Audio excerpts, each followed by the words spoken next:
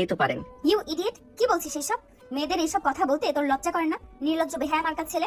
এই যে ম্যাম শুনেন, আপনি যদি উলঙ্গ হয়ে ঘুরতে পারেন, আপনার লজ্জা না করে, তাহলে আমি নির্লজ্জ বেহায়া, তাই না? শুনেন, আপনার মতো মেয়েদের জন্যই আজ মেয়ে জাতি মানুষের কাছে সম্মান পায় না। আপনার মতো মেয়েরা যদি একটু নিজেদের শরীরকে পর্দায় রাখতো, তাহলে এত ধর্ষণ নির্যাতন হতো না। ওরে বাবা রে বাবা, আইসে আমার মক্কার হাজি, উনি যেন মক্কা থেকে হজ করে এসেছে, আর এখন আমাকে ভাষণ দিচ্ছেন। আমি না তোর এসব ভাষণ শুনতে আসিনি। দেখুন ম্যাডাম, আপনার মতো মেয়েদের কিনা আসলে ভালো উপদেশ দিতে নেই। আপনার মতো মেয়েরা কখনোই ভালো কথার মানুষ না, আপনারা তো কখনো ভালো কথা বুঝেনি না। উল্টাই আপনাদেরকে কোনো একটা কথা বললে আপনারা আরো 5টা কথা শুনিয়ে দেন।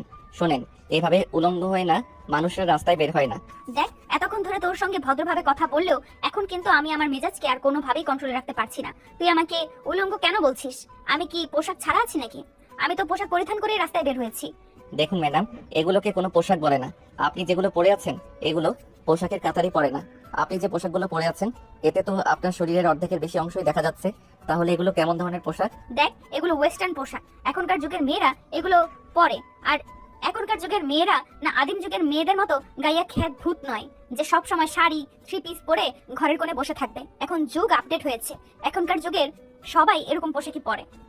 হ্যাঁ ম্যাডাম, আপনি একদম ঠিক কথাই বলছেন।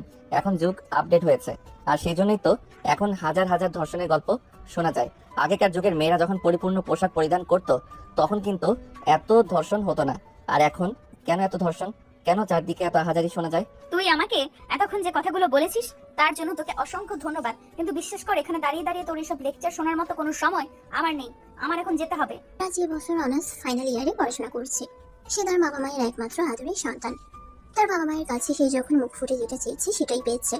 তার বাবা মা তাকে অনেক আদর যত্ন নিয়ে বড় করেছে। যাই হোক ভিউয়ার্স, চলুন কথা না বাড়িয়ে মূল গল্পে ফিরে আসি। আর বাকি বিষয়টি না হয় আপনারা গল্পের মধ্যেই জেনে নেবেন। ক্যাম্পাসে এসেই তার বন্ধু নিলয়ের সঙ্গে তার দেখা হয়। কি ব্যাপার দোষ, কেমন আছিস? এই তো আলহামদুলিল্লাহ ভালোই আছি। তোর কি খবর? আর তুই না বলেছিলি তোর ছোট বোনকে আমাদের ভার্সিটিতে ভর্তি করাবি, তাহলে নিয়ে আসলি না কেন? আসলে ওর শরীরটা ভালো নেই, গতকাল রাতে হঠাৎ করে খুব জ্বর এসেছে, তাই নিয়ে আসতে পারিনি। জ্বর একটু কমলে তারপরে নিয়ে আসবো। যাই হোক, চল ক্লাসের টাইম হয়ে গিয়েছে, ক্লাসে যাওয়া যাক। এই বলে রাজ আর হৃদয় দুজনেই ক্লাসরুমে চলে আসে। প্রথম ক্লাসের ঘন্টা পড়তেই প্রিন্সিপাল স্যার একটা মেয়েকে নিয়ে ক্লাসরুমে ঢুকলো। তখনই ক্লাসে সবাই দাঁড়িয়ে সালাম প্রদর্শন করতে যাবে, তখনই রাজ দেখতে পেল সকালবেলা যে মেয়েটার সঙ্গে রাজ সেই কথা বলেছে ওই মেয়েটাই এখানে। তখন রাজ মনে মনে বলতে লাগলো, এই অর্ধনগ্ন আপাটা এখানে কি করছে? কথাটা মনে মনেই বলল রাজ। আর তখনই প্রিন্সিপাল স্যার সবাইকে উদ্দেশ্য করে বলতে লাগলো, ডিয়ার স্টুডেন্ট, এ হলো তিশা, তোমাদের নতুন টিচার। আর তার আরও একটা পরিচয় আছে, সে হলো আমার বেস্ট ফ্রেন্ডের একমাত্র মেয়ে। যাই হোক, তোমাদের সঙ্গে বেশি কথা বলার সময় আমার নেই, আমার কাজ আছে, আমাকে চলে যেতে হবে। তোমরা তোমাদের টিচারের সঙ্গে পরিচিত হয়ে নাও। এই বলে প্রিন্সিপাল স্যার ক্লাসরুম থেকে বের হয়ে চলে গেল। তখনই তিশা দেখতে পেল রাজ তার সামনেই বসে আছে। তখনই তিশা রাজকে তার কাছে ডেকে নিল আর বলতে লাগলো, এই ছেলে, এই যে নীল টি শার্ট পরা, তুমি আমার কাছে আসো। ম্যাডাম, আপনি কি আমাকে কিছু বলছেন? হ্যাঁ, তোমাকেই তো বলছি। তুমি ছাড়া তো ক্লাসরুমে নীল টি শার্ট পরা অন্য কেউ নেই। এদিকে আসো, তোমার সঙ্গে কথা আছে। হ্যাঁ ম্যাডাম, বলুন কি বলবেন। আমি আপনাকে কিভাবে সহযোগিতা করতে পারি? আমাকে তোমার সহযোগিতা করতে হবে না। তুমি আমাকে এইটা বলো যে তুমি এই ভার্সিটি থেকে কবে বের হচ্ছ? মানে এসব আপনি কি বলছেন ম্যাডাম? আমি তো কিছুই বুঝতে পারছি না। আমি এই ভার্সিটি থেকে কেন বের হয়ে চলে যাব? আমি কি কোনো অপরাধ করেছি? ওরে বাবা, ন্যাকা সাজা হচ্ছে তাই না? তুমি একটু আগে আমার সঙ্গে কি করেছো সেটা কি তুমি ভুলে গেছো নাকি? তুমি ভুলে গেলেও আমি তোমাকে মনে করিয়ে দিতে পারি। তোমার এই ভার্সিটিতে আর থাকা হবে না। তুমি আমার সঙ্গে যেটা করেছো একদম বেশি করে ফেলেছো। তখন তুমি আমার অচেনা কেউ ছিলে, তাই তোমাকে কিছু বলতে পারিনি, কিন্তু এখন তুমি এই ভার্সিটি স্টুডেন্ট, তাই এখানে পড়াশোনা কন্টিনিউ করাটা তোমার জন্য একটু টাফ হয়ে যাবে। ম্যাডাম, এখানে আমি আমার বাবার পয়সা দিয়ে পড়াশোনা করি, কারো বাপের পয়সায় নয়। তাই আমার মনে হয় আপনি চাইলে আমার কিছু করতে পারবেন না। তার মানে তুমি আমায় চ্যালেঞ্জ করছো? তাহলে আমিও তোমার চ্যালেঞ্জ অ্যাকসেপ্ট করলাম। তুমি শুনে রাখো, আমি যদি ঠিক 7 দিনের মধ্যে তোমাকে এই ভার্সিটি থেকে বের করতে না পারি তবে আমার নামও তিশা নয়। কথাটা মনে রেখো। ও তাই নাকি ম্যাডাম? তাহলে আপনি ঠিক করে রাখুন আপনার নাম কি রাখবেন। আমি এই ভার্সিটি থেকে যাচ্ছি না, এটা আপনাকে আমি বলে দিলাম। তিশা তখন কোনো কথা না বলে ক্লাস করানোতে মনোযোগ দিল। কিছুক্ষণ পর ক্লাস করানো শেষ হলে তিশা ক্লাসরুম থেকে বের হয়ে সোজা প্রিন্সিপাল স্যারের কেবিনে চলে গেল। প্রিন্সিপাল অবাক হয়ে জিজ্ঞাসা করলেন, কি ব্যাপার তিশা, তোমাকে এমন দেখাচ্ছে কেন? কিছু হয়েছে নাকি? আঙ্কেল, কি হয়নি সেটাই আপনি আমাকে জিজ্ঞাসা করেন? ওই ক্লাসের ওই বজ্জাত ছেলেটা যে আজ নীল টি শার্ট পরে এসেছে, ওকে এই ভার্সিটি থেকে বের করে দিতে হবে। ও যদি এই ভার্সিটিতে পড়াশোনা করে তাহলে আমি এখানে চাকরি করব না। এসব তুমি কি বলছো তিশা? তোমার কি মাথা খারাপ হয়ে গেছে নাকি? আমি বুঝতে পারছি তুমি রাজের কথা বলছো, কিন্তু রাজ আমার জানা মতে কখনোই কাউকে অন্যায় কিছু বলে না। দেখো, তুমি হয়তো ওকে ভুল ভাবছো। তুমি একটু মাথা ঠান্ডা করো আরো ভালোভাবে চিন্তা ভাবনা করো, তাহলে দেখতে পারবে ও যা করেছে কিংবা যা বলেছে সবটাই ঠিক, কোনো ভুল নেই। দেখুন স্যার, আমি আপনাকে শেষবারের মতো বলছি, এই ভার্সিটিতে হয়তো ওই ছেলেটা থাকবে, নয়তো আমি। কিন্তু দিশা, বিশ্বাস করো, এই দুটোর মধ্যে কোনোটাই সম্ভব নয়। তুমি নতুন চাকরি নিয়েছো, এখন তুমি যদি এই ভার্সিটি থেকে বের হয়ে যাও, অন্য জায়গায় চাকরি হয়ে যাবে। আর রাজ এই ভার্সিটির সবচাইতে ব্রিলিয়ান্ট স্টুডেন্ট, তাকে তো আমি কোনোভাবেই ভার্সিটি থেকে বের করে দিতে পারি না। তাছাড়া সে অনার্স ফাইনাল ইয়ার স্টুডেন্ট, এই মুহূর্তে তো কোনোভাবেই সম্ভব নয়। আমি যদি তাকে ভার্সিটি থেকে বের করে দিই, তাহলে হয়তো এমনও হতে পারে যে আমার চাকরিটা চলে যাবে। তিশা তখন কোনো কথা না বলেই রাগে গজগজ করতে করতে প্রিন্সিপালের কেবিন থেকে বের হয়ে আর মনে মনে ভাবতে লাগে। ওই ছেলেটাকে যেইভাবেই হোক একটু উচিত শিক্ষা দিতেই হবে, তা না হলে কাজ হবে না। অপরদিকে রাজকে তার বন্ধু নিলয় প্রশ্ন করলো। কি বাবার দোষ, কিছুই তো বুঝতে পারলাম না। ম্যাডাম নতুন এসেছে আর তোকে ডেকে নিয়ে এসব কি বললো? আরে দোস্ত, সেরকম কোনো ব্যাপার না। আসলে ম্যাডামকে যখন রাস্তায় দেখেছিলাম তখন জানতাম না ম্যাডাম আমাদের ভার্সিটিতেই চাকরি নিয়েছে। তখনই ম্যাডামকে ম্যাডামের পোশাকের ব্যাপারে কিছু কথা বলেছিলাম। ও আচ্ছা, এই ব্যাপার বুঝতে পেরেছি। আসলে এই বিষয়টা ক্লাসরুমে আমিও লক্ষ্য করেছিলাম। ক্লাসের ছেলেগুলো ম্যাডামের দিকে কিভাবে তাকিয়েছিল, তুই দেখেছিলি?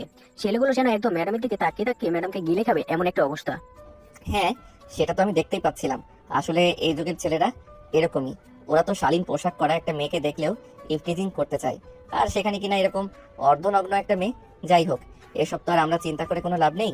যেই মেয়ে নিজের ভালো চিন্তা করে না, তার জন্য আমরা চিন্তা করে কি করব? হ্যাঁ দোষ, এটা তুই একদম ঠিক কথাই বলেছিস।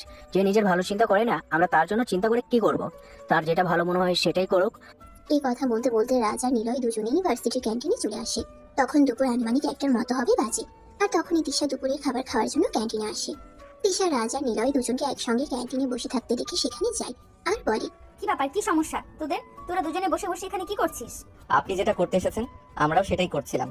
আমি তোদের ম্যাম এটা জানার পরেও তোরা আমার সঙ্গে মুখে মুখে তর্ক করছিস। তোদের সাহস দেখে আমি অবাক না হয়ে পারছি না।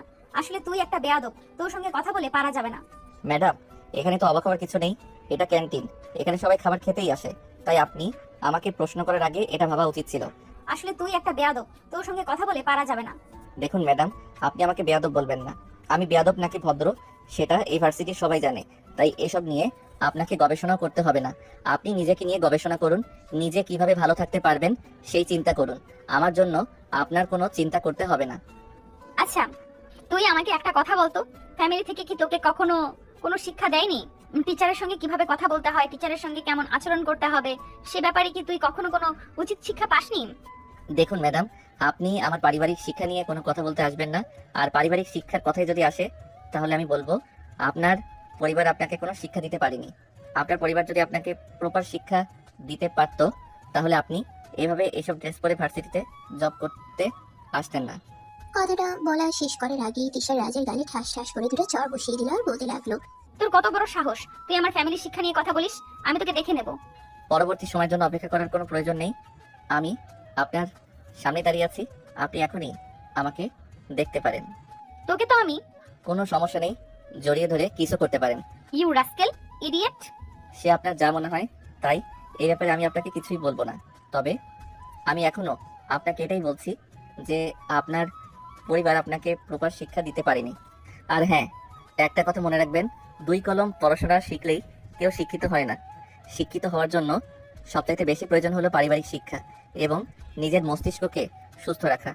আমি খুব ভালোভাবে বুঝতে পেরেছি তোর সঙ্গে এভাবে পারা যাবে না, তোকে অন্যভাবে সাহায্য করতে হবে। কিন্তু তুই কোনো চিন্তা করিস না, আমি যতদিন পর্যন্ত তোকে সাহায্য না করতে পারবো ততদিন পর্যন্ত শান্ত হব না। এই কথা বলে তিশা হন হন করে সেখান থেকে বের হয়ে যায়। আর এদিকে রাজা নিলয় দুজনে খাওয়া দাওয়া শেষ করে ক্যান্টিন থেকে বের হয়ে আসে। এর পরের দিন ছিল শুক্রবার। শুক্রবার বিকেলে রাজ তার বন্ধুদের সঙ্গে আড্ডা দেওয়ার জন্য বাসা থেকে বের হয় বাইক নিয়ে। রাজ রাস্তায় যেতেই কিছু বখাটে ছেলে পেলে তার পথ আগলে দাঁড়ায়। সে কোনো কিছু বুঝতে না পেরে বাইক দাঁড় করায়। আর তখনই ছেলেগুলো দৌড়ে তার কাছে চলে আসে আর তার সামনে দাঁড়িয়ে বলতে থাকে, এই তোর কত বড় সাহস, তুই আমাদের ম্যাডামকে বিরক্ত করিস? তুই জানিস আমরা এখন তোকে কি করব? না, জানি না, আর জানার কোনো ইচ্ছাও নাই। যদি নিজেদের ভালো চাস তাহলে আমার সামনে থেকে সরে দাঁড়া। আমি আমার বন্ধুদের কাছে যাচ্ছি, ওরা আমার জন্য অপেক্ষা করছে। দয়া করে আমাকে লেট করাস না। তোর বন্ধুদের কাছে যাওয়া তোর হবে না। তোকে আমরা জমের বাড়িতে পাঠিয়ে দেওয়ার চিন্তা ভাবনা করেছি। তুই এক্ষুনি এখান থেকে সোজা জমের বাড়িতে চলে যাবি। দেখ, শুধু শুধু আমার সঙ্গে পাঙ্গা নিতে আসিস না। আমার সম্পর্কে তোদের কোনো আইডিয়া নেই, তাই আমার সামনে দাঁড়িয়ে এভাবে কথা বলার সাহস পাচ্ছিস। কিন্তু বিশ্বাস কর, তোদের এসব হুমকি ধামকি আমি একটু ভয় পাই না। তাহলে তুই যেটা ভয় পাস সেটার ব্যবস্থা করতে হবে। আর কোনো চিন্তা করিস না, আমরা সমস্ত রকম প্রিপারেশন নিয়ে এসেছি। এই বলে সবগুলো ছেলে একসঙ্গে রাজকে আক্রমণ করতে যাবে। আর তখনই রাজ তাদের সবাইকে প্রতিহত করতে শুরু করলো। ডিসুম ডিসুম করে সব কটাকে মারতে শুরু করলো। একদম সব কয়টাকে মেরে নাজেহাল অবস্থা করে দিল। আর তখনই সে তিশার নাম্বারে ফোন দিল। হ্যালো তিশা স্পিকিং, কাকে চাই? আমি রাজ। আপনি যাকে মারার জন্য গুন্ডা বাহিনী ভাড়া করে গিয়েছিলেন, আপনার সেই গুন্ডা বাহিনীকে আমি মেরে একদম তক্তা বানিয়ে দিয়েছি। এখন ওরা রাস্তায় পড়ে আছে। আপনি দয়া করে আপনার গুন্ডা বাহিনীকে এখান থেকে হসপিটালে নিয়ে যাওয়ার ব্যবস্থা করুন। তা না হলে ওরা হয়তো মারা যেতে পারে, কারণ আমি ওদেরকে খুব ভালো করে উত্তম মধ্যম দিয়েছি। সাও কথা বলার জায়গা পাস না? আমি তো 50,000 টাকা ভাড়া করে গুন্ডা বাহিনী পাঠিয়েছি রাজকে মেরে ফেলার জন্য। এতক্ষণে হয়তো ওর লাশ ওরা মাটিতে পুঁতেও ফেলেছে। আর এখন তুই কিনা বলছিস যে তুই রাজ আর আমার গুন্ডা বাহিনীকে মেরে তক্তা বানিয়ে দিয়েছিস? এগুলো আমাকে বিশ্বাস করতে হবে? ম্যাডাম, বিশ্বাস না করলে আমার কিছুই করার নেই, কারণ আপনার গুন্ডা বাহিনীর সব কয়টা গুন্ডাকে আমি পিটিয়ে এমন অবস্থা করে দিয়েছি যে ওরা এখন আর কথা বলার অবস্থাতে নেই। যাই হোক, আপনি না আসলেও সমস্যা হবে না, আমি ওদেরকে হসপিটালে পাঠিয়ে দিচ্ছি। দয়া করে হসপিটালের বিলটাও আপনি দিয়ে দিবেন। এই বলে তখনই রাজ ডুম করে ফোনটা কেটে দিল। আর এদিকে তিশা তার ভাড়া করা মাস্তান বাহিনীর সরকারকে ফোন দিতে লাগলো, কিন্তু কেউ ফোন রিসিভ করলো না। তিশা পড়ে গেল মহা চিন্তায়। অপরদিকে রাজ অ্যাম্বুলেন্স ফোন করে মাস্তান বাহিনীর সব কয়টা ছেলেপেলেকে হসপিটাল নিয়ে যায়। তারপর ওদেরকে ভর্তি করিয়ে দিয়ে রিসেপশনে তিশার নাম্বারটা দিয়ে চলে আসে। কিছুক্ষণ পর হসপিটালের রিসেপশন থেকে তিশার নাম্বারে ফোন দিতে এসে ফোনটা রিসিভ করে। আর তখনই রিসেপশনের মেয়েটা তিশাকে উদ্দেশ্য করে বলে, আসসালামু আলাইকুম, আপনি কি তিশা ম্যাডাম বলছেন? হ্যাঁ বলছি, কারণ আপনি কে আর আমাকে কেন ফোন করেছেন? ম্যাডাম, একটু আগে আমাদের হসপিটালে বেশ কিছু ছেলেপেলেকে নিয়ে একজন লোক এসেছে। ওদের অবস্থা খুবই ক্রিটিক্যাল। উনি ওদেরকে ভর্তি করিয়ে তারপর আপনার নাম্বারটা দিয়ে চলে গেছেন। আপনি এক্ষুনি একবার সিটি হসপিটালে আসুন। এসব আপনি কি বলছেন? আমি তো বিশ্বাসই করতে পারছি না। তাহলে কি রাত সত্যি সত্যি আমার গুন্ডা বাহিনীকে মেরে তক্তা বানিয়ে দিয়েছে? হ্যাঁ ম্যাডাম, একদম তাই। ছেলেগুলোর অবস্থা খুবই খারাপ। এমার্জেন্সি ওদেরকে ট্রিটমেন্ট করাতে হবে, না হলে অবস্থা খুবই খারাপ হয়ে যেতে পারে। আর ওদের অনেকগুলো ওষুধ লাগবে, এগুলোর দাম প্রায় 1.5 লাখ টাকার মতো। আর ওই টাকাটা আপনাকে পে করতে হবে, তা না হলে আমি ওদের ট্রিটমেন্ট করতে পারবো না। কথাটা শুনে তিশা পড়ে গেল মহা চিন্তায়। সে কি করবে কিছুই বুঝতে পারছে না। তখনই হঠাৎ করে সে তার আব্বুকে ফোন দেয় আর বলে, আব্বু, আমার এক্ষুনি 1.5 লাখ টাকা লাগবে। তুমি এক্ষুনি আমার অ্যাকাউন্টে ওই টাকাটা পাঠিয়ে দাও। এসব তুই কি বলছিস? এখন আমি এত টাকা কোথায় পাবো? তাছাড়া তুই তো খুব ভালো করে জানিস আমাদের মধ্যবিত্ত ফ্যামিলি, আমরা যখন যা চাই তখন তাই করতে পারি না, তাই আমাদেরকে সবকিছু চিন্তা ভাবনা করেই করতে হয়। আব্বু, আমি কোনো কথা শুনতে চাই না। আমি তো তোমাকে বললাম আমার এক্ষুনি 1.5 লক্ষ টাকা লাগবে। তুমি এক্ষুনি এই টাকাটা আমার অ্যাকাউন্টে ট্রান্সফার করো। আচ্ছা ঠিক আছে, সেটা না হয় দিলাম, কিন্তু কি কারণে তোমার এত টাকা লাগবে আমি তো সেই কারণটা জানতে পারি। সে কারণটা তো আমাকে বলো। আব্বু, আমি তো তোমাকে বললাম যে টাকাটা আমার কাজে লাগবে, তাই আমি তো কোনো কাজে এই টাকাটা ব্যয় করব। তাহলে তুমি এত কৈফিয়ত আমার কাছে কেন চাইছো? আচ্ছা ঠিক আছে, আমি তোমার অ্যাকাউন্টে টাকাটা ট্রান্সফার করে দিয়েছি। তবে একটা কথা তোমাকে বলি, এভাবে আজে বাজে ভাবে পয়সা নষ্ট করো না, কারণ পয়সা ইনকাম করতে খুব কষ্ট হয়। এই বলে তিশার আব্বু ফোনটা কেটে দেয় আর তিশার অ্যাকাউন্টে 1.5 লক্ষ টাকা ট্রান্সফার করে দেয়। আসলে তিশার আব্বুর আর্থিক অবস্থা অতটাও ভালো নয়। মোটামুটি একটা চাকরি করে, সেখান থেকে মাস শেষে 70,000 টাকা মাইনে পায়। আর সেটা দিয়েই ফ্যামিলি চালাতে হয়। আর তারপর তিনি সেখান থেকে অনেক কষ্ট করে কিছু টাকা সেভিংস করেন। আর তিশা এই টাকাগুলো এভাবেই নষ্ট করে। যাই হোক ভিউয়ার্স, চলুন গল্পে ফেরা যাক। তিশা টাকাগুলো নিয়ে তখনই হসপিটালে চলে গেল আর রিসেপশনে টাকাগুলো জমা দিয়ে সেখান থেকে চলে আসে। আর বাসায় এসে সঙ্গে সঙ্গে রাজকে ফোন দেয়। তার মানে কি এটাই সত্যি যে এই কাজটা তুই করেছিস? ম্যাডাম, আপনার যদি আমার কথা বিশ্বাস না হয়, তাহলে আপনার এই চেলাগুলো যখন সুস্থ হবে তখন এই চেলাগুলোর কাছেই জিজ্ঞাসা করে নেবেন। হ্যাঁ অবশ্যই, সেটা আমি জিজ্ঞেস করবই। আর যদি এটা প্রমাণ হয় যে এই কাজটা তুই করেছিস, তাহলে যে তোর কি অবস্থা হবে আমি সেটাই ভাবতে পারছি না। আমাকে নিয়ে এত চিন্তা করার কিছুই নেই। আমাকে নিয়ে আপনাকে কোনো চিন্তা করতে হবে না। আপনি নিজে চিন্তা করেন, আর আমার চিন্তা করার জন্য আমি নিজেই যথেষ্ট। এই বলে তিশাকে কোনো কথা বলার সুযোগ না দিয়ে রাজ ফোনটা কেটে দেয়। পরের দিন সকালবেলাতে তিশা ভার্সিটিতে এসে দেখতে পেল রাজ তার বন্ধুদের নিয়ে ক্যাম্পাসে বসে আড্ডা দিচ্ছে। তখনই তিশা সেখানে গিয়ে উপস্থিত হয় আর রাজের গলার ধরে টেনে তোলার চেষ্টা করে, কিন্তু রাজ তখনই তার হাতটা এক ঝটকায় ছাড়িয়ে ফেলে আর বলতে থাকে, কি ব্যাপার ম্যাডাম, কি সমস্যা আপনার? আপনি আমার শার্টের কলার ধরছেন কেন? তোর শার্টের কলার কেন ধরেছি তুই বুঝতে পারছিস না? আমি আজ সকালে হসপিটালে ফোন করেছিলাম, আর তখনই ছেলেগুলোর কাছে জানতে পারলাম তুই নাকি ওদের মেরে এই অবস্থা করেছিস। কেন করেছিস এরকম? আপনি এই প্রশ্নটা আমাকে কেন করছেন? আপনি নিজেই তো তার উত্তর জানেন, তাহলে আমাকে প্রশ্ন করার কি দরকার? তোর শেষ পরিণতি না দেখে কিন্তু আমি তোকে ছাড়বো না। তুই জানিস না আমি কি জিনিস। আপনি আমার ম্যাম, আপাতত এইটুকু পরিচয় যথেষ্ট, আর কোনো কিছুর প্রয়োজন নেই। তোকে আমি দেখে নিব। এই বলে তিশা সেখান থেকে চলে গেল। আর তখনই সেখানে উপস্থিত রাজের অন্য আরেক বন্ধু তাকে প্রশ্ন করে, কি ব্যাপার, কি হয়েছে দোস্ত? ম্যাডাম তোকে কি বললো? কিছুই তো বুঝতে পারলাম না। তোদেরকে এত কিছু বুঝতে হবে না। আর একটা কথা, তোরা তো খুব ভালো করেই জানিস আমি কখনো কোনো খারাপ কাজ করতে পারি না, আর অন্যায়কে কখনো প্রশ্রয় দেই না। তার পিছনে যেই থাকুক না কেন, তোরা এটা ভাবতে পারিস যে এখানে হয়তো সেরকম কিছুই হয়েছে। সেটা তো বুঝতে পারছি, কিন্তু রাজ উনি আমাদের ম্যাডাম, উনার সঙ্গে এরকমটা করা মনে হয় ঠিক হচ্ছে না। উনি আমাদের চাইতে বয়সে বড়, উনার কোনো ব্যাপারে আমাদের নাক গলন ঠিক হয় না। কিন্তু উনি যদি নিজেই আমাকে বাধ্য করেন তাহলে আমি কি করতে পারি বল? হ্যাঁ সেটাই, এটা তো আমরা খুব ভালো করে জানি। তোকে কখনো কেউ কোনো কাজে বাধ্য না করলে তুই সেটা করিস না। যাই হোক দোস্ত, যা করবি ভেবেচিন্তে করবি, কখনো এরকম কিছু করবি না যেটা তোর জন্য ক্ষতিকর হয়। এরপর বন্ধুরা মিলে এই প্রসঙ্গ পাল্টে অন্য প্রসঙ্গ নিয়ে কথা বলতে থাকে। অপরদিকে তিশা সেখান থেকে সোজা প্রিন্সিপালের ক্যাবিনে আসে। প্রিন্সিপাল তাকে রাগান্বিত অবস্থায় দেখে বলতে থাকে, কি ব্যাপার তিশা? মামুনি, তোমার আজ আবার কি হলো? তোমাকে এরকম রাগান্বিত দেখাচ্ছে কেন? কেউ কি তোমাকে কিছু বলেছে? স্যার, আপনাকে তো বলেছিলাম ওই ছেলেটা আমাদের ভার্সিটি থেকে বের করে দিন। ওই ছেলেটা অসভ্য, বদমাইশ, আমার সঙ্গে খারাপ আচরণ করেছে, কিন্তু আপনি তো আমার কথা বিশ্বাসই করলেন না। দেখো, তোমার এই কথাটা শুধু আমি কেন, ভার্সিটির কেউ বিশ্বাস করবে না। রাজ যথেষ্ট ভদ্র এবং অমায়িক একটা ছেলে। সে কারোর সঙ্গে খারাপ আচরণ করতে পারে না। আর সেখানে তুমি তো ওর টিচার, তোমার সঙ্গে তো ও কখনোই খারাপ আচরণ করবে না। তাই এসব কথা আর বলো না। উফ, ননসেন্স। এই বলে তিশা সেখান থেকে বের হয়ে চলে আসে। আর মনে মনে ভাবতে থাকে কিভাবে এই ছেলেটাকে শাস্তি করা যাবে। কারণ তিশা কখনো কারো কাছে হার মানতে শিখেনি, সে সবসময় জিততেই শিখেছে। তাই সে মনে মনে ভাবতে থাকে কিভাবে তাকে জব্দ করা যাবে। এইভাবে দেখতে দেখতেই বেশ কয়েকদিন সময় কেটে গেল। সেদিন বিকেল বেলা তিশার আব্বু বাসায় এসে তিশাকে বলে, মামুনি, 14 তারিখ আমাদের একটা ইনভাইটেশন আছে, সেখানে আমাদের ফ্যামিলির সবাইকে যেতে হবে। আব্বু, তুমি তো জানোই আমার এইসব আচার অনুষ্ঠান ভালো লাগে না, আমি যেতে পারবো না। তুমি আর আম্মু চলে যাও, আমাকে এই ব্যাপারে জোরাজোরি করো না। এটা বললে হবে না মা, তোমাকেও যেতে হবে, কারণ যিনি আমাকে দাওয়াত দিয়েছেন উনি আমার অফিসের বস, আর ওনার ছেলের জন্মদিন, তাই আমাদের ফ্যামিলির সবাইকে ওখানে উপস্থিত থাকতে হবে। আচ্ছা ঠিক আছে, আমি দেখবো। আমার যদি ওদিন কোনো কাজ না থাকে তাহলে আমি যেতে পারবো। অপরদিকে 14 তারিখ ছিল রাজের জন্মদিন। আর আনফরচুনেটলি তিশার আব্বু রাজের অফিসেরই একজন কর্মচারী। রাজের আব্বু বাড়িতে ফিরে রাজকে বলে, দাস, আগামী 14 তারিখ তোমার জন্মদিন, তুমি নিশ্চয়ই এটা ভুলে যাওনি। আমার জন্মদিন আমি কি করে ভুলে যাব বলো? হ্যাঁ, সেজন্যই আমি তোমার সঙ্গে কথা বলতে চাই। আসলে আমি ঠিক করেছি ওই দিন বাড়িতে একটা পার্টি আয়োজন করব, আর সেখানে আমি আমার অফিসের সবাইকে ইনভাইট করেছি। সে তোমার যা ভালো মনে হয়, এই ব্যাপারে আমি তোমাকে কিছুই বলবো না। তুমি যেটা ভালো মনে করো সেটাই করো। আচ্ছা ঠিক আছে, তাহলে তুমি তোমার বন্ধু বান্ধব আর যাদেরকে ইনভাইট করার দরকার তাদেরকে ইনভাইট করে নিও। ওকে আব্বু, কোনো সমস্যা নেই। আমি আমার বন্ধু বান্ধব সবাইকে ইনভাইট করতে চাই। ওকে মাই ডিয়ার সন, কোনো সমস্যা নেই। তোমার যাকে মন চায় তুমি তাকে ইনভাইট করতে পারো। ওকে মাই ডিয়ার সন। ওকে আব্বু, thank you so much. You are so great.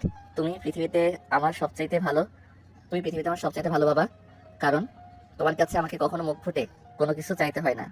তোমার কাছে কোনো কিছু চাওয়ার আগেই তুমি আমাকে সেটা এনে দাও। আমার জীবনের কোনো ইচ্ছাই তুমি অপূর্ণ রাখো না। আমার তো আলহামদুলিল্লাহ সবকিছু আছে, তাহলে আমি আমার সন্তানের ইচ্ছে পূরণ করবো না কেন? আল্লাহ আমাকে যা দিয়েছে তা দিয়ে তোমার সম্পূর্ণ করার ক্ষমতা আমার রয়েছে, তাই আমি কেন তোমার ইচ্ছে অপূর্ণ রাখবো বলো? ওকে আব্বু, ঠিক আছে, আমি তাহলে এখন আসি। এই বলে রাজ নিজের রুমে চলে আসে। আর পরের দিন ভার্সিটিতে গিয়ে তার সমস্ত বন্ধু বান্ধবকে নিজের বার্থডেতে ইনভাইট করে। এরপর দেখতে দেখতে সময়টা কেটে গেল। আজ 14 তারিখ, রাজের বার্থডে। রাজের বাড়িতে আজ অনেক সুন্দর করে সাজানো হয়েছে। সকাল থেকেই বাড়িতে মেহমান আসা শুরু করে দিয়েছে। আসলে রাজের বাড়িতে আজ অনেক সুন্দর করে সাজানো হয়েছে। সকাল থেকেই বাড়িতে মেহমান আসা শুরু করে দিয়েছে। আসলে আজ রাজের 20তম জন্মদিন, তাই তার বাবা এই দিনটাকে স্মৃতিময় করে রাখতে চায়। আর সেজন্যই তার বাবা তাদের আত্মীয় স্বজন সবাইকে ইনভাইট করেছে। বলা চলে ছোটখাটো একটা বিয়ের অনুষ্ঠান যেরকম হয় সেরকম। বিকেল হতে না হতেই রাজের বন্ধু বান্ধব সবাই বাড়িতে চলে আসে। আর তারপর সবাই মিলে রেডি হয়ে নিল। সন্ধ্যার দিকে সবাই ড্রয়িং রুমে চলে আসে, কারণ একটু পরেই রাজের জন্মদিনের অনুষ্ঠান শুরু হতে চলেছে। আর অপরদিকে তিশা নিজের রুমে রেডি হচ্ছিল তার বাবার অফিসের এমডি স্যারের ছেলের জন্মদিনে যাওয়ার জন্য। আর তখনই তার বাবা তাকে ডাক দেয়। কি ব্যাপার তিশা, তুমি এখনো রেডি হওনি কেন? তোমাকে তো বলছিলাম সন্ধ্যার মধ্যে আমাদেরকে ওখানে উপস্থিত থাকতে হবে। এই তো হয়ে গেছে, তুমি জাস্ট 2 মিনিট দাঁড়াও, 2 মিনিটের মধ্যে আমি রেডি হয়ে আসছি। তাছাড়া তুমি তো জানোই আমার রেডি হতে একটু বেশি সময় লাগে, তাই আর কি। আচ্ছা ঠিক আছে, তুমি একটু তাড়াতাড়ি করো, তা না হলে আমরা সময় মতো পৌঁছাতে পারবো না। আর যদি সময় মতো পৌঁছাতে না পারি তাহলে বস রাগ করবে। এই বলে তিশা তাড়াতাড়ি করে রেডি হয়ে নেয়। আর কিছুক্ষণের মধ্যেই তারা বাবা মেয়ে মিলে রওনা দেয়। যদিও তিশা জানতো না ওটা রাজদের বাড়ি। কিছুক্ষণের মধ্যেই তারা সেখানে পৌঁছে যায়। তিশা তার আব্বুকে নিয়ে বাড়ির ভিতরে প্রবেশ করতে যাবে, তখনই রাজের সঙ্গে তার দেখা হয়ে যায়। আসলে রাজের এক বন্ধু আসছিল, কিন্তু তার বাড়ি চিনত না, সেজন্যই রাজ তাকে রিসিভ করার জন্য বাড়ির বাইরে আসে। আর তখনই তার তিশার সঙ্গে দেখা হয়। রাজকে সেখানে দেখেই তো তিশা একদম ফায়ার। এই ছোট লোক, বদমাইশের বাচ্চা, তুই এখানে কি করছিস? তুই কি করে জানলি আমি এখানে আসছি? ম্যাম, আপনি কিন্তু ভদ্রতার সীমা একদম অতিক্রম করে ফেলেছেন। আপনি জানেন আপনি কোথায় দাঁড়িয়ে আছেন? এটা আমার বাড়ি, আর আমার বাড়িতে দাঁড়িয়ে দাঁড়িয়ে আপনি আমাকে কথা শোনাচ্ছেন। আপনার সাহস দেখে আমি অবাক না হয়ে পারছি না। একটা ফাও কথা বলার আর জায়গা পেলি না। এটা তোর বাড়ি তাই না? এটা আমার বাবার। বসের বাড়ি, আর এখানে ওনার ছেলের জন্মদিনের অনুষ্ঠানের আয়োজন করা হয়েছে, আমরা সেখানেই ইনভাইটেড। কিন্তু তুই মনে হয় আমাকে ফলো করতে করতে এখানে চলে এসেছিস। এভাবেই কথা চলছিল তাদের দুজনের মধ্যে। আর তখনই রাজের আব্বু সেখানে এসে উপস্থিত হয়। তিনি তিশার আব্বুকে দেখে বলতে থাকেন, আসসালামু আলাইকুম ম্যানেজার সাহেব, আপনি দেখছি চলে এসেছেন।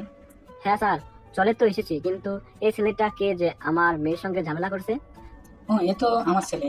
আপনি কি আমার ছেলেকে এর আগে কখনো দেখেননি? না মানে আসলে আপনার ছেলের সঙ্গে তো আমার এর আগে কখনো দেখা হয়নি, তাহলে আমি চিনবো কি করে? যাই হোক, বাবা কেমন আছো তুমি? এই তো আঙ্কেল, আলহামদুলিল্লাহ ভালোই আছি। কিন্তু ম্যাম কি আপনার মেয়ে? হ্যাঁ, তৃষা তো আমারই মেয়ে, কিন্তু তুমি কি তৃষাকে চেনো নাকি? হ্যাঁ, ওনার আমাদের ভার্সিটিতে নতুন চাকরি হয়েছে, কিন্তু আপনার সম্পর্কে তো আমি আমার আব্বুর কাছে শুনেছি আপনি যথেষ্ট ভালো আর ভদ্র। তবে আপনার মেয়েটা এরকম কেন? এদিকে তিশার আগে গজগজ করতেছে। আর তখনই সে তার আব্বুকে বলতে থাকে, আব্বু, আমি এখানে আর এক মুহূর্তও থাকবো না, তুমি এক্ষুনি আমাকে এখান থেকে নিয়ে চলো। আমি এখানে আর এক মুহূর্তও থাকতে চাই না। এসব তুমি কি বলছো মা? এখানে আমরা একটা অনুষ্ঠানে এসেছি, এই অনুষ্ঠান শেষ না হলে চলে যাব কি করে? তাছাড়া তুমি তো জানো এখানে আমাকে আমার অফিসের বস ইনভাইটেশন করেছে। আমি যদি এখান থেকে চলে যাই তাহলে আমার চাকরিতে ঝামেলা হতে পারে। আমি কোনো কথা শুনতে চাই না, আমি এক্ষুনি এখান থেকে চলে যাব। কিন্তু কেন মা, তোমাদের মধ্যে কি এমন হয়েছে যার কারণে তুমি এক্ষুনি এখান থেকে চলে যেতে চাইছো? তুমি তো জানোই আজ আমার ছেলের জন্মদিন, আজ আমার ছেলের 20 বছর পূর্ণ হতে চলেছে। তাই আমি এই দিনটাকে অস্মরণীয় করে রাখার জন্য এত বড় করে আয়োজন করেছি। আর সেখানে তোমরা থাকবে না, এটা তো হতে পারে না। তোমাদের মধ্যে যদি ব্যক্তিগত কোনো ঝামেলা থেকেও থাকে, এটা তোমরা পরে মিটিয়ে নিও, কিন্তু এখন এখান থেকে চলে যাও না। হ্যাঁ মা, আমাদের এখন এখান থেকে চলে যাওয়া একদম ঠিক হবে না। তোমাদের নিজেদের মধ্যে যদি কোনো ব্যক্তিগত ঝামেলা থেকে থাকে তাহলে এটা তোমরা পরে মিটিয়ে নিও, কিন্তু এখন এখানে কোনো সিন ক্রিয়েট করো না প্লিজ। তুমি আমার সঙ্গে ভিতরে চলো। ঠিক আছে, শুধু তোমরা দুজনে বলছো বলে আমি ভেতরে যাচ্ছি, তা না হলে আমি এখানে আর এক মুহূর্তও দাঁড়াতাম না। এই বলে তিশা ভিতরে চলে আসে। আর ভিতরে চলে আসার পর রাজ চলে যায় তার বন্ধুকে রিসিভ করতে। তারপর সে তার বন্ধুকে নিয়ে ড্রয়িং রুমে আসে।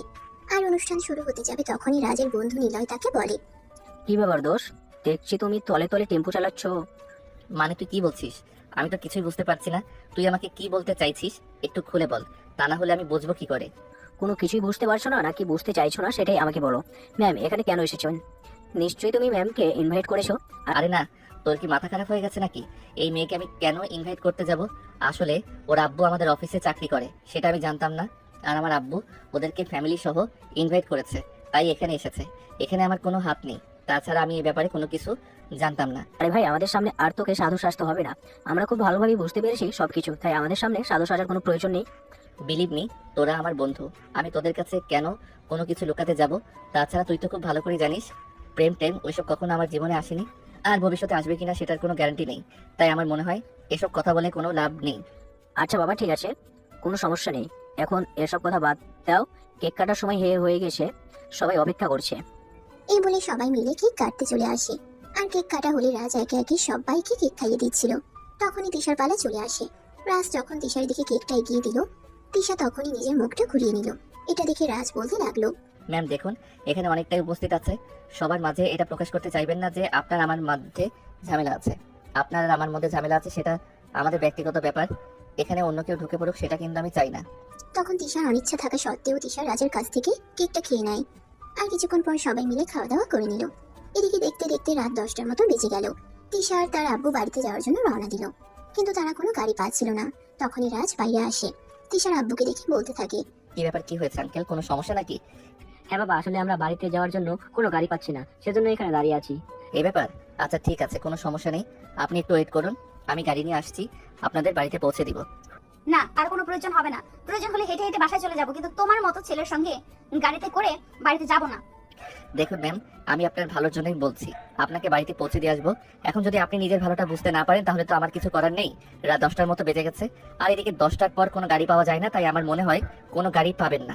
যদি ভালো চান তাহলে চলুন, আমি আপনাদের বাড়িতে পৌঁছে দিয়ে আসি। হ্যাঁ মা, রাজ একদম ঠিক কথাই বলেছে। রাত 10টার পরে এদিকে কোনো গাড়ি পাওয়া যায় না। তুই আর এরকম করিস না, রাজ আমাদের বাড়িতে পৌঁছে দিয়ে আসুক। তখন তিশা আর কোনো কথা না বলে চুপচাপ দাঁড়িয়ে এদিকে রাজ গ্যারেজ থেকে নিজের গাড়িটা বের করে। আর তারপর তিশা আর তার আব্বুকে গাড়িতে উঠতে বলে। প্রায় 20 মিনিট পর রাজ তিশা আর তার আব্বুকে তাদের বাড়িতে পৌঁছে দেয়। আর এদিকে তিশা গাড়ি থেকে নামতে যাবে তখনই রাজ তিশার কানে কানে বলতে থাকে, সত্যি আপনাকে অনেক সুন্দর লাগছিল, যদিও সবার সামনে কথাটা বলতে পারিনি, তাই এখন আপনাকে বললাম। শাড়িতে কিন্তু আপনাকে অসম্ভব সুন্দরী লাগে। তিশা তখন কোনো কথা না বলে মুখটাকে একটা ভেঙচি মেরে সেখান থেকে চলে গেল। এদিকে রাজ তাদেরকে বাড়িতে পৌঁছে দিয়ে তারপর গাড়ি নিয়ে বাড়িতে চলে আসে। বাসায় প্রবেশ করা মাত্রই তার আব্বু তাকে জিজ্ঞাসা করলো, কি ব্যাপার বাবা, কোথায় গিয়েছিলে কি ব্যাপার বাবা, তুমি কোথায় গিয়েছিলে? তোমাকে তো একটা কাজের জন্য আমি অনেকক্ষণ ধরে খুঁজতেছিলাম, কিন্তু কোথাও তোমাকে খুঁজে পাচ্ছিলাম না। আসলে আব্বু, ওই যে ম্যানেজার সাহেব, ওনার মেয়েকে নিয়ে আমাদের বাড়িতে দাওয়াতে এসেছিলেন না, ওনারা বাড়িতে যাওয়ার জন্য কোনো গাড়ি পাচ্ছিলেন না, তাই আমি গাড়ি নিয়ে ওনাদেরকে বাড়ি পর্যন্ত পৌঁছে দিয়ে আসলাম। আর সেই জন্যই তুমি হয়তো আমাকে কোথাও খুঁজে পাওনি।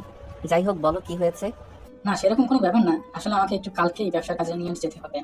এইমাত্র আমার একটা মেইল এসেছে, আর সেখানে আমাকে 1 সপ্তাহের মতো থাকতে হবে। তাই এই কয়েকদিন তোমাকে একটু অফিসে যেতে হবে। এসব তুমি কি বলছো? আমি তো আজ পর্যন্ত কখনো অফিসে যাইনি, অফিসের কাজকর্ম তো আমি কিছুই বুঝি না। তাহলে অফিসে গিয়ে আমি করবোটা কি? তাছাড়া আমার তো ভার্সিটি আছে। ভার্সিটিতে কোনো সমস্যা হবে না, আমি তোমার প্রিন্সিপালের সঙ্গে কথা বলে সব ঠিক করে নিব। আর অফিসের সব কাজ ম্যানেজারকে বলে দিব তোমাকে বুঝিয়ে দিতে। আচ্ছা ঠিক আছে, আমাকে যদি কাজ বুঝিয়ে দেওয়া হয় তাহলে ইনশাল্লাহ আমি বুঝে নিতে পারবো, কোনো সমস্যা হবে না, তোমার চিন্তার কোনো কারণ নেই। এই বলে রাজ নিজে রুমে চলে আসলো। তারপরের দিন সকালবেলা তার আব্বু ইংল্যান্ডের উদ্দেশ্যে রওনা দেয়। আর সকাল 10টা থেকে ঘুম থেকে উঠে রাজ অফিসে চলে আসে।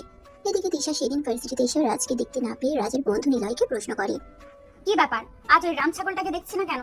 রাম ছাগলটা কি আজ ভার্সিটিতে আসেনি নাকি? না ম্যাডাম, রাজ আজকে ভার্সিটি আসেনি। কেন আসলো না সেটাও বুঝতে পারছি না। আমার ফোনে ব্যালেন্স নেই, তাই আমি তাকে ফোন করতেও পারিনি। ও আচ্ছা, ঠিক আছে, না এসে ভালোই হয়েছে। এই ছেলেটাকে দেখলে আমার গায়ে ঘিনঘিন করে, ছেলেটাকে আমার একদমই দেখতে মন চায় না। যাই হোক, তোমরা সবাই ক্লাসে মনোযোগ দাও। এই বলে তিশা ক্লাস করাতে লাগলো। আর এদিকে সেদিনকের দিনটা কেটে গেল। তবে সেদিন অন্যরকম কিছু একটা ঘটলো। তিশার বারবার রাজের কথা মনে পড়ছিল। কেন জানি না, সে না চাইলেও বারবার তার চোখের সামনে রাজের মুখটা ভেসে উঠছিল। বারবার সে রাজকে খুব বেশি মিস করছিল। তবুও ভার্সিটি টাইম শেষ হলে তিশা বাসায় চলে আসে। অপরদিকে অফিসে ছিল আজকে রাজের প্রথম দিন, তাই সে অফিসের কোনো কাজ জানতো না। তবে ম্যানেজার তাকে অনেক সহযোগিতা করেছে, সব কাজ তাকে বুঝিয়ে দিয়েছে, তাই তার কাজ করতে কোনো সমস্যা হয়নি। বিকেল 5টার দিকে অফিস শেষ করে রাজ বাসায় চলে আসে। আর তখনই তার নাম্বারে নিলয়ের নাম্বার থেকে একটা ফোন আসে। সে ফোনটা রিসিভ করতেই অপর প্রান্ত থেকে শুনতে পায়, কি ব্যাপার দোষ, কোথায় তুই সারাদিন? তোর কোনো খোঁজ খবর নেই, আর তুই ভার্সিটিতে আসলি না কেন? না মানে আসলে আব্বু, আজ সকালেই ইংল্যান্ডে একটা কাজের জন্য চলে গেছে, তাই আমাকে অফিসে যেতে হয়েছে। আর আগামী 1 সপ্তাহ যেতে হবে, তাই আমি আগামী 1 সপ্তাহ ভার্সিটিতে আসতে পারবো না।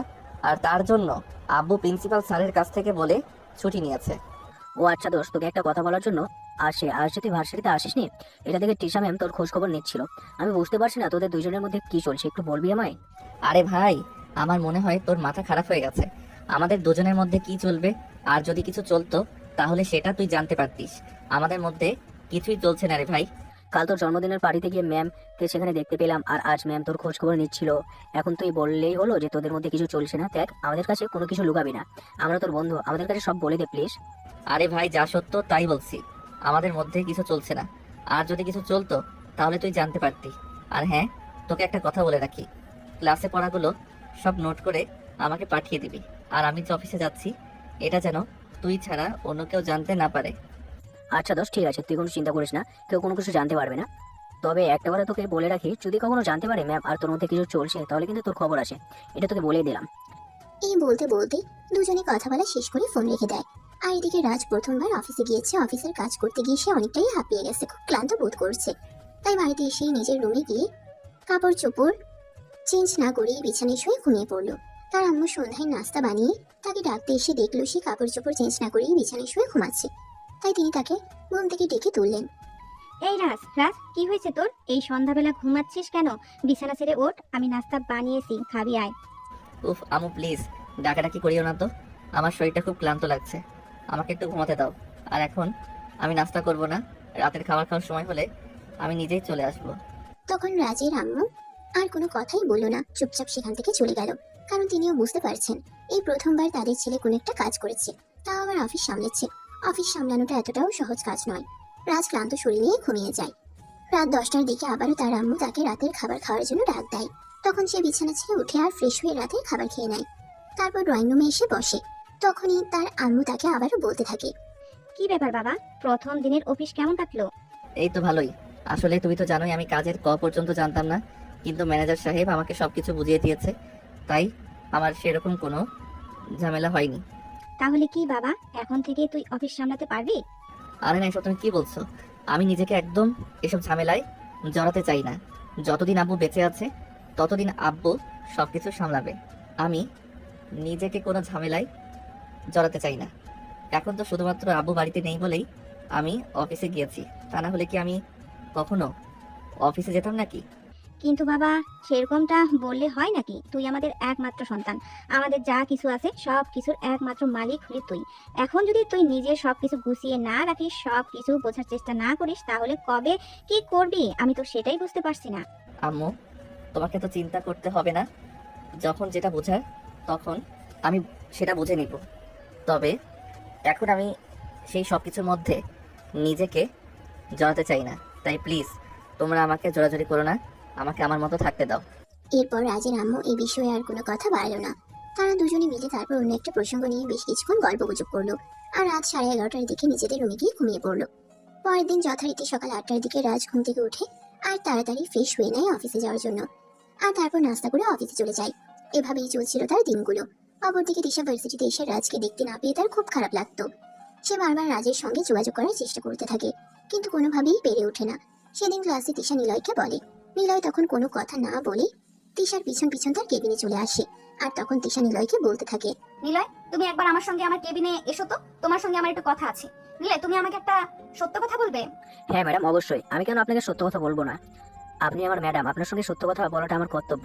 আচ্ছা, তাহলে তুমি আমাকে বলো তো, রাজ কোথায় আছে? আই এম সরি ম্যাডাম, আমি জানি না এই ব্যাপারে কোনো কিছু। দেখো, আমার সঙ্গে একদম মিথ্যে কথা বলার চেষ্টা করবে না। আমি খুব ভালো করেই জানি তুমি জানো রাজ কোথায় আছে, কিন্তু তুমি আমাকে এটা বলছো না। তুমি প্লিজ আমাকে এটা বলো, রাজ কোথায় আছে? সে তোমার বেস্ট ফ্রেন্ড, পৃথিবীর কেউ তার খোঁজ না জানলেও তুমি খুব ভালো করেই জানো। না ম্যাম, আমি একদম সত্য কথা বলছি। আমি কোনো কিছুই জানি না, আর জানলে আমি অবশ্যই আপনাকে বলতাম। বললাম তো, আপনি আমার ম্যাম, আমি আপনার কাছে কোনো মিথ্যা কথা বলতে যাবো? আপনার কাছে মিথ্যা বলার তো কোনো প্রশ্নই ওঠে না। আচ্ছা ঠিক আছে, তাহলে তুমি যাও। কিন্তু ম্যাডাম, আমি কি আপনাকে একটা প্রশ্ন করতে পারি, যদি আপনি কিছু মনে না করেন? তুমি আবার আমাকে কি প্রশ্ন করবে? আমি তো সেটাই বুঝতে পারছি না, বলো কি বলবে। না মানে আসলে ম্যাডাম, আপনি তো রাজকে সহ্য করতে পারেন না। আপনি তো সবসময় তাকে মেজাজ দেখান, এমনকি ভার্সিটি থেকে বের করে দেওয়ার হুমকিও দিয়েছেন। কিন্তু রাজ এই কয়েকদিন ধরে ভার্সিটিতে না আসায় আপনি তার ব্যাপারে এত খোঁজ খবর কেন নিচ্ছেন? আমার মনে হয় তুমি তোমার সীমা অতিক্রম করে ফেলছো। তুমি আমার ছাত্র, সেটা তুমি ভুলে গেছো। তাই আমি তোমাকে বলছি, তুমি তোমার সীমার মধ্যে থাকো, সীমা অতিক্রম করার চেষ্টা করো না। হ্যাঁ ম্যাডাম, সেটা তো অবশ্যই। আপনি আমার ম্যাডাম আর আমি আপনার স্টুডেন্ট, সেটা তো অবশ্যই আমাকে মাথায় রাখতে হবে। তবুও রাজ আমার বেস্ট ফ্রেন্ড, তার সম্পর্কে তো আমি সবকিছু ভালো করে জানি। সে কখনোই মেয়েলি ব্যাপারে দুর্বল হয় না। তবে আপনাকে দেখে কেন জানি আমার মনে হচ্ছে আপনি তার প্রতি একটু দুর্বল হয়ে গিয়েছেন। এই চুপ করো, তুমি যা বলেছো বলেছো। এইসব কথা আর কখনো ভুল করেও বলবে না, তাহলে কিন্তু আমি রাজের বদলে তোমাকে ভার্সিটি থেকে বের করে দিতে বাধ্য হব। ঠিক আছে ম্যাডাম, আমি আপনাকে এই ব্যাপারে কোনো প্রশ্ন করব না। তবে আমি এই ভার্সিটি থেকে বের হয়ে চলে যেতে চাই না, কারণ আমার বাবা অনেক স্বপ্ন নিয়ে আমাকে ভার্সিটিতে পাঠিয়েছে পড়াশোনা করার জন্য। তাই পড়াশোনা করাটাই আমার একমাত্র লক্ষ্য। অন্য কোনো দিকে আমি মনোযোগ দিতে চাই না। এই বলে নিলয় তিশা মেমের কেবিন থেকে বের হয়ে চলে আসে। সেদিন ভার্সিটি ছুটি হতেই তিশা পাশে এসে রাজের নাম্বারে ফোন দেয়। 2-3বার ফোন হওয়ার পর রাজ ফোনটা রিসিভ করে আর বলতে থাকে, কি ব্যাপার দোস্ত, তুই হঠাৎ এই অসময়ে ফোন দিচ্ছিস কেন? তুই তো জানিস আমি অফিসে আছি, একটু কাজের মধ্যে আছি। আরে ভাই, আমাদেরকে মিষ্টি খাওয়ানোর ব্যবস্থা কর, তারপর নয় কাজ করবি। মানে এসব তুই কি বলছিস? আমি কেন তোকে মিষ্টি খাওয়াতে যাব? তাছাড়া কি এমন হয়েছে যার জন্য তোকে আমার মিষ্টি খাওয়াতে হবে? আমার মনে হয় তোর জন্য ম্যাডামের মনে লাড্ডু ফুটেছে, তাই মিষ্টি খাওয়াতে হবে। দূর, ফালতু কথা বলার আর জায়গা পেলি না। এসব আবল তাবল কথা কোথা থেকে শুনেছিস, আর কেনই বা আমাকে বলছিস? আরে না ভাই, আমি একদম আবল টাবল কথা বলছি না, যা সত্যি তাই বলছি, একদম সত্যি কথা বলছি। আমার মনে হয় ম্যাম তোর প্রেমে পড়েছে। দেখ, একটা বাজে কথা বললে কিন্তু আমি তোর সঙ্গে আর কোনো কথাই বলবো না। আমি ভুলে যাব তুই আমার বেস্ট ফ্রেন্ড। হ্যাঁ, আমি খুব ভালো করে জানি তুই আমার বেস্ট ফ্রেন্ড, আর সেজন্যই বলছি, আমি যা বলছি একদম সত্যি কথা বলেছি। আমি কেন মিথ্যা কথা বলছি না, আমার সত্যি মনে হচ্ছে ম্যাম তোর প্রেমে পড়েছে। আমার মনে হয় তুই একটা মেয়াদ উত্তীর্ণ গাঁজা খেয়েছিস, আর সেই জন্য এরকম বলছিস। ম্যাম কেন আমার প্রেমে পড়তে যাবে? ম্যামের আচার আচরণ দেখে আমার এমনটাই মনে হচ্ছে, তাই আমি তোকে বলছি। কারণ আমি প্রতিদিনই ভার্সিটিতে যাওয়ার পর ম্যাম আমাকে নিজের কাছে ডেকে নিয়ে তোর ব্যাপারে প্রশ্ন করে। আরে ভাই, কেউ কারোর ব্যাপারে কোনো কিছু জিজ্ঞাসা করতেই পারে, তার মানে এই নয় যে সে আমার প্রেমে পড়েছে। বুঝতে পেরেছিস? এসব ফালতু কথা বন্ধ কর। এখন আমি অফিসে আছি, অফিসের কাজ করতে দে। আগামীকাল শুক্রবার, আগামীকাল আমার বাসায় চলে আসিস, তোর সঙ্গে আড্ডা দেবো। এরপর নিলয়কে আর কোনো কথা বলার সুযোগ না দিয়ে রাজ ফোনটা কেটে দেয় আর অফিসের কাজ করতে থাকে। পরের দিন বিকেল বেলা নিলয় যথাসময়ে রাজের বাড়িতে চলে আসে। রাজ আর নিলয় দুজনে রাজের রুমে বসে বসে গল্প করছিল। তখনই হঠাৎ কলিং বেলের আওয়াজ শোনা গেল। রাজের আম্মু দরজা খুলে দিল আর দরজা খুলে তিনি তিশাকে দেখতে পেয়ে বললেন, আমি যদি ভুল না করে থাকি তাহলে তুমি আমাদের ম্যানেজারের মেয়ে তিশা, না? হ্যাঁ আন্টি, আপনি একদম ঠিক ধরতে পেরেছেন। তবে আমার আরো একটা পরিচয় আছে। আপনি কিন্তু জানেন না যে আমি আপনার ছেলের ম্যাম হই। আন্টি, আপনি একদম ঠিক ধরতে পেরেছেন। তবে আমার আরো একটা পরিচয় আছে, আপনি কিন্তু জানেন না যে আমি আপনার ছেলের ম্যাম হই। ও আচ্ছা, এই ব্যাপার তাহলে তো খুবই ভালোই হলো। তাই তো, ভেতরে আসো। এই বলে রাজের আম্মু তিশাকে নিয়ে বাড়ির ভেতরে চলে আসলো আর তিশাকে ড্রয়িং রুমে বসতে দিল। তখনই তিশা রাজের আম্মুর কাছে জিজ্ঞাসা করলো, আন্টি, আমি আসলে একটা দরকারে এসেছি। রাজ কয়দিন ধরে ভার্সিটিতে যাচ্ছে না কেন? তার কি কোনো প্রবলেম হয়েছে নাকি? আমি তো তার বন্ধুর কাছে জিজ্ঞাসা করেছিলাম, সে তো বললো কোনো কিছুই জানে না। আসলে মা, তোমার আঙ্কেল কয়েকদিন ধরে বাসায় নেই। উনি অফিসের একটা কাজের জন্য ইংল্যান্ড গিয়েছেন, আর সেই জন্য রাজকে অফিস সামলাতে হচ্ছে। সেই জন্য সে অফিসে যেতে পারছে না। ও আচ্ছা, এই ব্যাপার। যাই হোক আন্টি, রাজ এখন কোথায় আছে? আমি একটু তার সঙ্গে দেখা করতে চাই। তার সঙ্গে আমার একটা জরুরি দরকার আছে। আপনি কি প্লিজ তার সঙ্গে আমাকে একটু দেখা করিয়ে দিতে পারবেন? হ্যাঁ অবশ্যই, কেন নয়। তুমি উপরে গিয়ে ডান দিকের 2 নাম্বার রুমটায় চলে যাও। সেখানেই রাজ তার বন্ধুর সঙ্গে বসে বসে আড্ডা দিচ্ছে। তুমি রাজকে সেখানেই পেয়ে যাবে। তিশা তখন আর কোনো কথা না বলে সেখান থেকে সোজা উপরে চলে আসে আর রুমে এসে দেখতে পায় রাজ আর নিলয় দুজনে একসঙ্গে বসে আড্ডা দিচ্ছে। সে রাজকে নিজের চোখের সামনে দেখতে পেয়ে আর কোনোভাবেই নিজেকে কন্ট্রোল করতে পারছিল না। তাই সে দৌড়ে গিয়ে রাজকে জড়িয়ে ধরে বলতে লাগলো, তুমি এতদিন আমার সঙ্গে কোনো যোগাযোগ করনি কেন? জানো তোমাকে দেখতে না পেয়ে আমার কতটা কষ্ট হয়েছিল। আমি তো ভেবেছিলাম হয়তো তোমার কিছু হয়ে গেছে, তোমার বাড়িতে আসার সাহস পাচ্ছিলাম না, তাই তোমার কোনো খোঁজও নিতে পারছিলাম না। তিশার এমন কর্মকাণ্ড দেখে রাজ আর নিলয় দুজনেই হতবাক হয়ে যায়। তারা কেউ বুঝতে পারছে না কি হচ্ছে এখানে এসব। এদিকে নিলয় তখন অনেকটা লজ্জায় পড়ে যায় আর রুম থেকে বের হয়ে আসে। এদিকে রাজ তিশাকে নিজের কাছ থেকে ছাড়ানোর চেষ্টা করতে থাকে আর বলতে থাকে, আরে ম্যাম, এসব আপনি কি করছেন? আর সব কি পাগলের মতো আবল তাবল বকছেন? আপনার কি মাথা খারাপ হয়ে গেছে নাকি? হ্যাঁ, আমার মাথা একদম ঠিক হয়ে গেছে। আমি তোমাকে দেখতে পাইনি বলে আমার মাথা সত্যি খারাপ হয়ে গেছে। তুমি কেন এতদিন ভার্সিটিতে যাওনি? আর তুমি অফিসে আছো সেটা আমাকে বলনি বা কেন? আরে ম্যাম, আমার বাবার অফিস আমি চাইলে যে কোনো সময় যেতেই পারি। এতে আপনার কাছে বলে যাওয়ার কি আছে? আর আপনি আমাকে এভাবে জড়িয়ে ধরে আছেন কেন? প্লিজ আমাকে ছাড়ুন। না, আমি তোমাকে একটুও ছাড়বো না। তোমাকে ছাড়া আমার কতটা কষ্ট হয়েছে জানো? আমি প্রতিটা মুহূর্ত তোমাকে কতটা মিস করেছিলাম। তোমাকে দেখতে না পেয়ে আমি তো পাগল হয়ে যাচ্ছিলাম। তাই তো পাগলের মতো ছুটে তোমাদের বাড়িতে চলে আসলাম। আম্মু বাড়িতে আছে, দেখে ফেলতে পারে। আম্মু আমায় ভুল বুঝবে, প্লিজ ছেড়ে দিন আমায়। ম্যাম, এবার কিন্তু আমার সত্যি মনে হচ্ছে আপনার মাথায় সমস্যা হয়েছে। আপনাকে ডাক্তার দেখানো দরকার। প্লিজ আপনি আমাকে ছাড়ুন। আপনি হয়তো ভুলে যাচ্ছেন আপনি আমার ম্যাম আর আমি আপনার স্টুডেন্ট। এইভাবে আমাকে জড়িয়ে ধরাটা আপনার একদমই ঠিক হচ্ছে না। কেন? আমি তোমার ম্যাম বলে কি তোমায় ভালোবাসতে পারি না? এটা কি কোনো হাদিসে লেখা আছে নাকি? বিশ্বাস করো রাজ, আমি তোমাকে ভালোবেসে ফেলেছি। আমি তোমার প্রেমে পড়ে গেছি। আমি নিজেকে তোমায় বিহীন চিন্তাও করতে পারছি না। এই বলে তিশা রাজকে আরো শক্ত করে জড়িয়ে ধরে আর কান্না করতে থাকে। এদিকে রাজ কি করবে কিছুই বুঝতে পারছে না। তিশার এমন কর্মকাণ্ডে সে একদম বাকরুদ্ধ হয়ে গেছে। তারপরও তিশাকে নিজের থেকে ছাড়ানোর চেষ্টা করতে থাকে। 2 মিনিট পর সে তিশাকে কোনো রকমে নিজের থেকে ছাড়িয়ে নেয় আর দূরে গিয়ে দাঁড়ায়। ম্যাম, এবার আপনি একটু ঠান্ডা হয়ে বসুন আর তারপর আমাকে বলুন তো আপনার কি হয়েছে। আমি তোমায় ভালোবেসে ফেলেছি। এসব পাগলামো বন্ধ করুন আর কাজের কথা বলুন। আপনি এখানে কেন এসেছেন? আমি একদম পাগলামো করছি না। আমি সত্যিই তোমায় ভালোবেসে ফেলেছি। জানি না কিভাবে আমি তোমার প্রেমে পড়ে গিয়েছি আর তোমায় এতটা ভালোবেসে ফেললাম। তোমাকে ছাড়া আমি আমার জীবনটা কল্পনা করতে পারছি না। প্লিজ তুমি আমার ভালোবাসা একসেপ্ট করো, আমাকে অবহেলা করো না। আমি তোমার ছাড়া থাকতে পারছি না, খুব কষ্ট হচ্ছে আমার।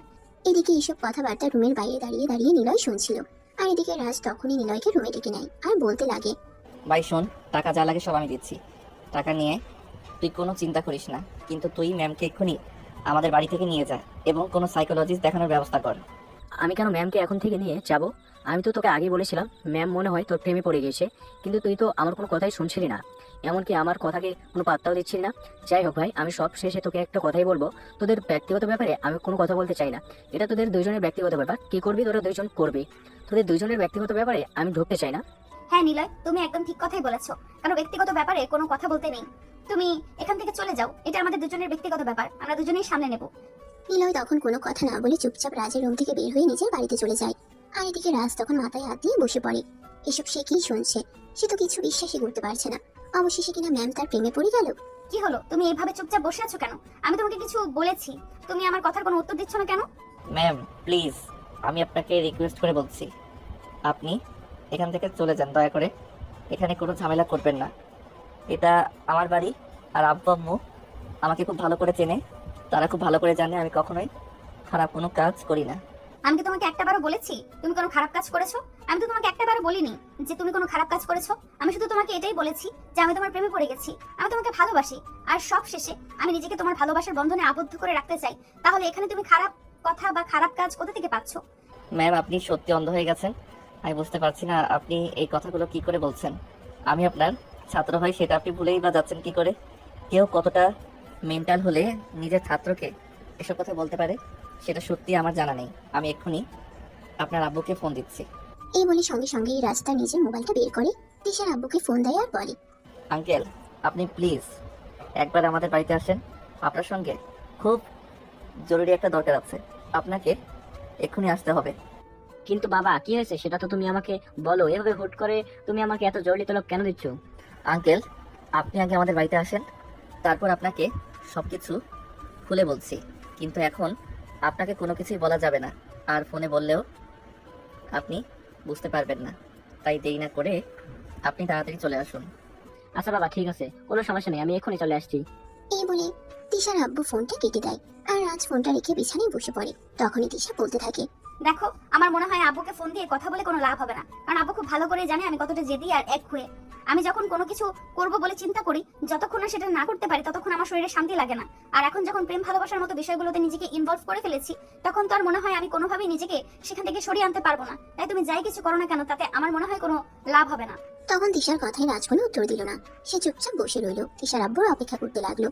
প্রায় আধা ঘন্টা পর তিশার আব্বু সেখানে এসে উপস্থিত হয় আর রাজকে দেখে তিনি বলতেই থাকেন, কি ব্যাপার বাবা, কি হয়েছে? তুমি এভাবে তাড়াহুড়ো করে আমাকে তোমাদের বাড়িতে ডাকলে কেন? আঙ্কেল, এই যে দেখুন আপনার মেয়ে আমার বাড়িতে কেন এসেছে সেটা আপনি তার কাছে জিজ্ঞাসা করুন। আর এজন্যই আমি আপনাকে ডেকে পাঠিয়েছি। কি ব্যাপার তিশা, তুমি এখানে কেন? আমার জানা মতে তোমার তো এখানে কোনো দরকার নেই, তাহলে কেন এসেছো? আব্বু, আমি রাজকে ভালোবাসি আর আমার ভালোবাসার কথা বলতে এখানে এসেছি।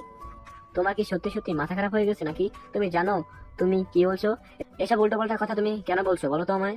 আব্বু, আমার মাথা সম্পূর্ণ ঠিক আছে, আমি কোনো উল্টাপাল্টা কথা বলছি না। আমি যা বলছি একদম সত্য কথা।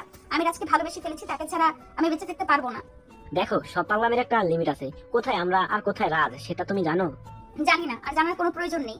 রাজ একজন মানুষ আর আমরাও মানুষ, তাহলে আমাদের মধ্যে কেন কোনো পার্থক্য থাকতে যাবে? হ্যাঁ তিশা প্লিজ, তুমি এসব উল্টোপাল্টা কথা বলা বন্ধ করো আর তুমি আমার সঙ্গে বাসায় চলো। হ্যাঁ, আমি অবশ্যই বাসায় যাব। আমি এই বাসায় থাকার জন্য এক্ষুনি চলে আসিনি, তবে রাজের মুখ থেকে ভালোবাসার কথা শুনে তারপর যাব। রাজ যখন আমাকে ভালোবাসার কথা বলবে আমি তখনই চলে যাব, কিন্তু যতক্ষণ বলবে না ততক্ষণ আমি এখানে থাকবো। এভাবেই তাদের মধ্যে কথা কাটাকাটি চলতে থাকে। আর তখনই তাদের কথা কাটাকাটির আওয়াজ শুনে রাজের আম্মু সেখানে আসে আর তাদের সবাইকে উদ্দেশ্য করে বলে, কি ব্যাপার, কি হয়েছে তোমাদের মধ্যে? এখানে এরকম চিৎকার চেঁচামেচির আওয়াজ শোনা যাচ্ছে কেন? তোমাদের মধ্যে কি ঝামেলা হয়েছে নাকি? হ্যাঁ আম্মু, কোনো ঝামেলা হয়নি। আসলে আমি আপনার ছেলেকে ভালোবেসে ফেলেছি, আর আমার ভালোবাসার কথার জন্যই আপনার ছেলের কাছে এসেছিলাম। তখনই আপনার ছেলে আমার বাবাকে ডেকে এনেছে। এটা প্রমাণিত করার জন্য আমি নাকি পাগল হয়ে গেছি। মাশাআল্লাহ, আলহামদুলিল্লাহ, তুমি আমার ছেলেকে পছন্দ করেও তাও ভালোবেসে ফেলেছো, এটা তো আমাদের সৌভাগ্যের কথা। তাহলে এখানে ঝামেলা হবার কি আছে? আম্মু, এসব তুমি কি বলছো? তোমারও কি এই মেয়েটার সঙ্গে মাথা খারাপ হয়ে গেছে নাকি যে পাগলের মতো কথা বলছো? আমার মাথা খারাপ হতে যাবে কেন? আমি যা বলছি একদম সত্যি বলছি। আর সত্য কথা এটাই যে তিশা যদি তোকে বিয়ে করে তাহলে আমি সবচাইতে বেশি খুশি হব, কারণ আমার মনে হয় তুই একেবারও তিশার দিকে ভালো করে তাকাসনি। তিশা কতটা মায়াবী, সুন্দরী, স্মার্ট একটা মেয়ে, দেখতে পেয়েছিস তুই? আমার এত কিছু জানার বা দেখার কোনো প্রয়োজন নেই। আমি আমার ভার্সিটির ম্যামকে কি করে বিয়ে করতে পারি এটা কি বলবে আমায়? তুমি তোমার ভার্সিটির ম্যামকে কি বিয়ে করতে পারবে না? এটা কোনো হাদিসে লেখা আছে? সেটা বলবে আমায়। দেখুন, আমি আপনার কোনো কথার পরিপ্রেক্ষিতে উত্তর দিতে বাধ্য নই, কারণ লাইফটা আমার কি করব না করব সেটা আমার ব্যক্তিগত ব্যাপার। আমি কেন এসব ব্যাপারে আপনার সঙ্গে কথা বলতে যাব? হ্যাঁ, একদমই তাই। আমার লাইফে আমি কি করব না করব সেটা তো আমার ব্যক্তিগত ব্যাপার। আমার ব্যাপারে কেন অন্য মানুষ নাক গলাবে? আমি তোমায় ভালোবাসি, বিয়ে করতে চাই, এটাই আমার শেষ কথা। এরপর কোনো কথা শুনতে চাই না। কোনো চিন্তা করো না মা, তুমি একদম নিশ্চিন্তে থাকতে পারো। তোমার ভালোবাসার মানুষ কখনোই তোমাকে ছেড়ে যাবে না, আর কখনো তোমাকে ছেড়ে দেওয়ার কথা বলতেও পারবে না। তোমার আঙ্কেল বাড়িতে আসুক, আমি তোমার আঙ্কেলের সঙ্গে কথা বলে তোমাকে পার্মানেন্টলি এই বাড়ির বউ করে নিয়ে আসবার ব্যবস্থা করছি। কথাটা শোনা মাত্রই তিশা দৌড়ে গিয়ে রাজের আম্মুকে সালাম করে আর এদিকে রাজ নিজের কপালে হাত দিয়ে বসে পড়ে। তার আম্মু এসব কি বলছে সে তো বিশ্বাসই করতে পারছে না। এটা তার নিজের আম্মু তো, যে কিনা ভার্সিটির ম্যামের সঙ্গে তার ছেলের বিয়ের কথা বলছে। এগুলো বিশ্বাস করার মতো কথা নয়। তাই রাজ তার আম্মুকে বলতে থাকে, আম্মু প্লিজ এসব ফালতু কথা বন্ধ করো। একটা মেয়েকে শুধু শুধু আশ্বাস দিও না। আশ্বাস দিয়ে সেটা যদি না রাখতে পারো তাহলে কিন্তু এটা ভালো হয় না। তোকে কে বলেছে আমি আশ্বাস দিয়ে রাখতে পারবো না? আমি আশ্বাস দিয়ে আশ্বাস রাখতে পারবো বলেই তো কথা দিচ্ছি। তিশা, তুমি আমার সঙ্গে চলো। এই বলে রাজের আম্মু তিশাকে নিয়ে নিজের রুমে চলে আসে আর তিশাকে নিজের বিছানার উপর বসিয়ে আলমারিতে থাকা গহনার বাক্সটা নিয়ে আসে। তারপর ওখান থেকে একজোড়া হাতের বালা বের করে আর ওগুলো তিশার হাতে পরিয়ে দেয়। দেখো, এগুলো আমাদের বংশের ঐশ্বর্য। আমার শাশুড়িকে আমার দাদি শাশুড়ি দিয়েছিলেন, আর তারপর আমার শাশুড়ি আমাকে দিয়েছিলেন, আর এখন আমি তোমাকে দিলাম, কারণ তুমি আমার একমাত্র পুত্রবধূ হতে চলছো। তাই এগুলো এখন থেকে তোমার। আমি আগাম তোমাকে আমার ছেলের জন্য বুকিং করে রাখলাম। আপনি সত্যিই বলছেন তো আম্মু, আমি আমার ভালোবাসাকে পাবো? হ্যাঁ, তুমি অবশ্যই পাবে। তুমি কোনো চিন্তা করো না, তুমি নিশ্চিন্ত মনে বাড়িতে ফিরে যাও। তোমার আঙ্কেল বাড়িতে আসলে আমি তোমার আঙ্কেলকে নিয়ে তোমাদের বাড়িতে যাব, আর তারপর বিশাল আয়োজন করে ধুমধাম করে তোমাদের বিয়ের ব্যবস্থা করব। এই বলে রাজের আম্মু তিশাকে নিয়ে ড্রয়িং রুমে আসে। অপরদিকে রাজ আর তিশার আব্বু আগে থেকেই ড্রয়িং রুমে বসেছিল। তিশার হাতে বালাজোড়া দেখে রাজ বলল, কি ব্যাপার আম্মু, দাদুর দেওয়া বালা জোড়া ম্যামের হাতে কেন? তিশা এই বাড়ির বউ হতে চলছে, তাই। মাথা খারাপ হয়ে গেছে তাই এসব পাগলের মতো কথা বলছো? তা না হলে এসব পাগলের মতো কথাবার্তা বলতে পারতে না? তাহলে সুস্থ মানুষের মতো সুস্থ মস্তিষ্কে কথা বলতে। সে তোর যা ভালো মনে হয় তুই তাই মনে করতে পারিস, তাতে আমার কিছু যায় আসে না। যেটা সত্য কথা আমি সেটাই তোকে বলছি।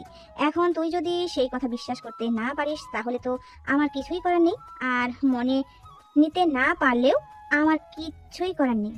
হ্যাঁ ভাবি, রাজ একদম ঠিক কথাই বলেছে। তিশার এসব পাগলামিকে প্রশ্রয় দেওয়া আপনার একদমই উচিত হয়নি। মেয়েটা আমার ছোটবেলা থেকেই এরকম, তাই বলে সে যা চাইবে তাই দিতে হবে এরকম তো কোনো কথা নেই। রাজ আপনাদের একমাত্র ছেলে, তার ব্যাপার সিদ্ধান্ত নেওয়ার জন্য আপনাদের একটু হলেও চিন্তা ভাবনা করা উচিত ছিল। এভাবে সিদ্ধান্ত নেওয়াটা কিন্তু একদমই উচিত হয়নি। আপনি কোনো চিন্তা করবেন না ভাইজান। রাজের আব্বু বাড়িতে আসলে আমি রাজের আব্বুর সঙ্গে কথা বলে তারপর তিশাকে এই বাড়িতে নিয়ে আসার ব্যবস্থা করছি। তিশাকে আমার আগে থেকেই পছন্দ ছিল, তাই এখন তিশা যখন নিজের থেকেই এই ব্যাপারে কথা বলেছে আমি আর কোনো রিস্ক নিতে চাই না।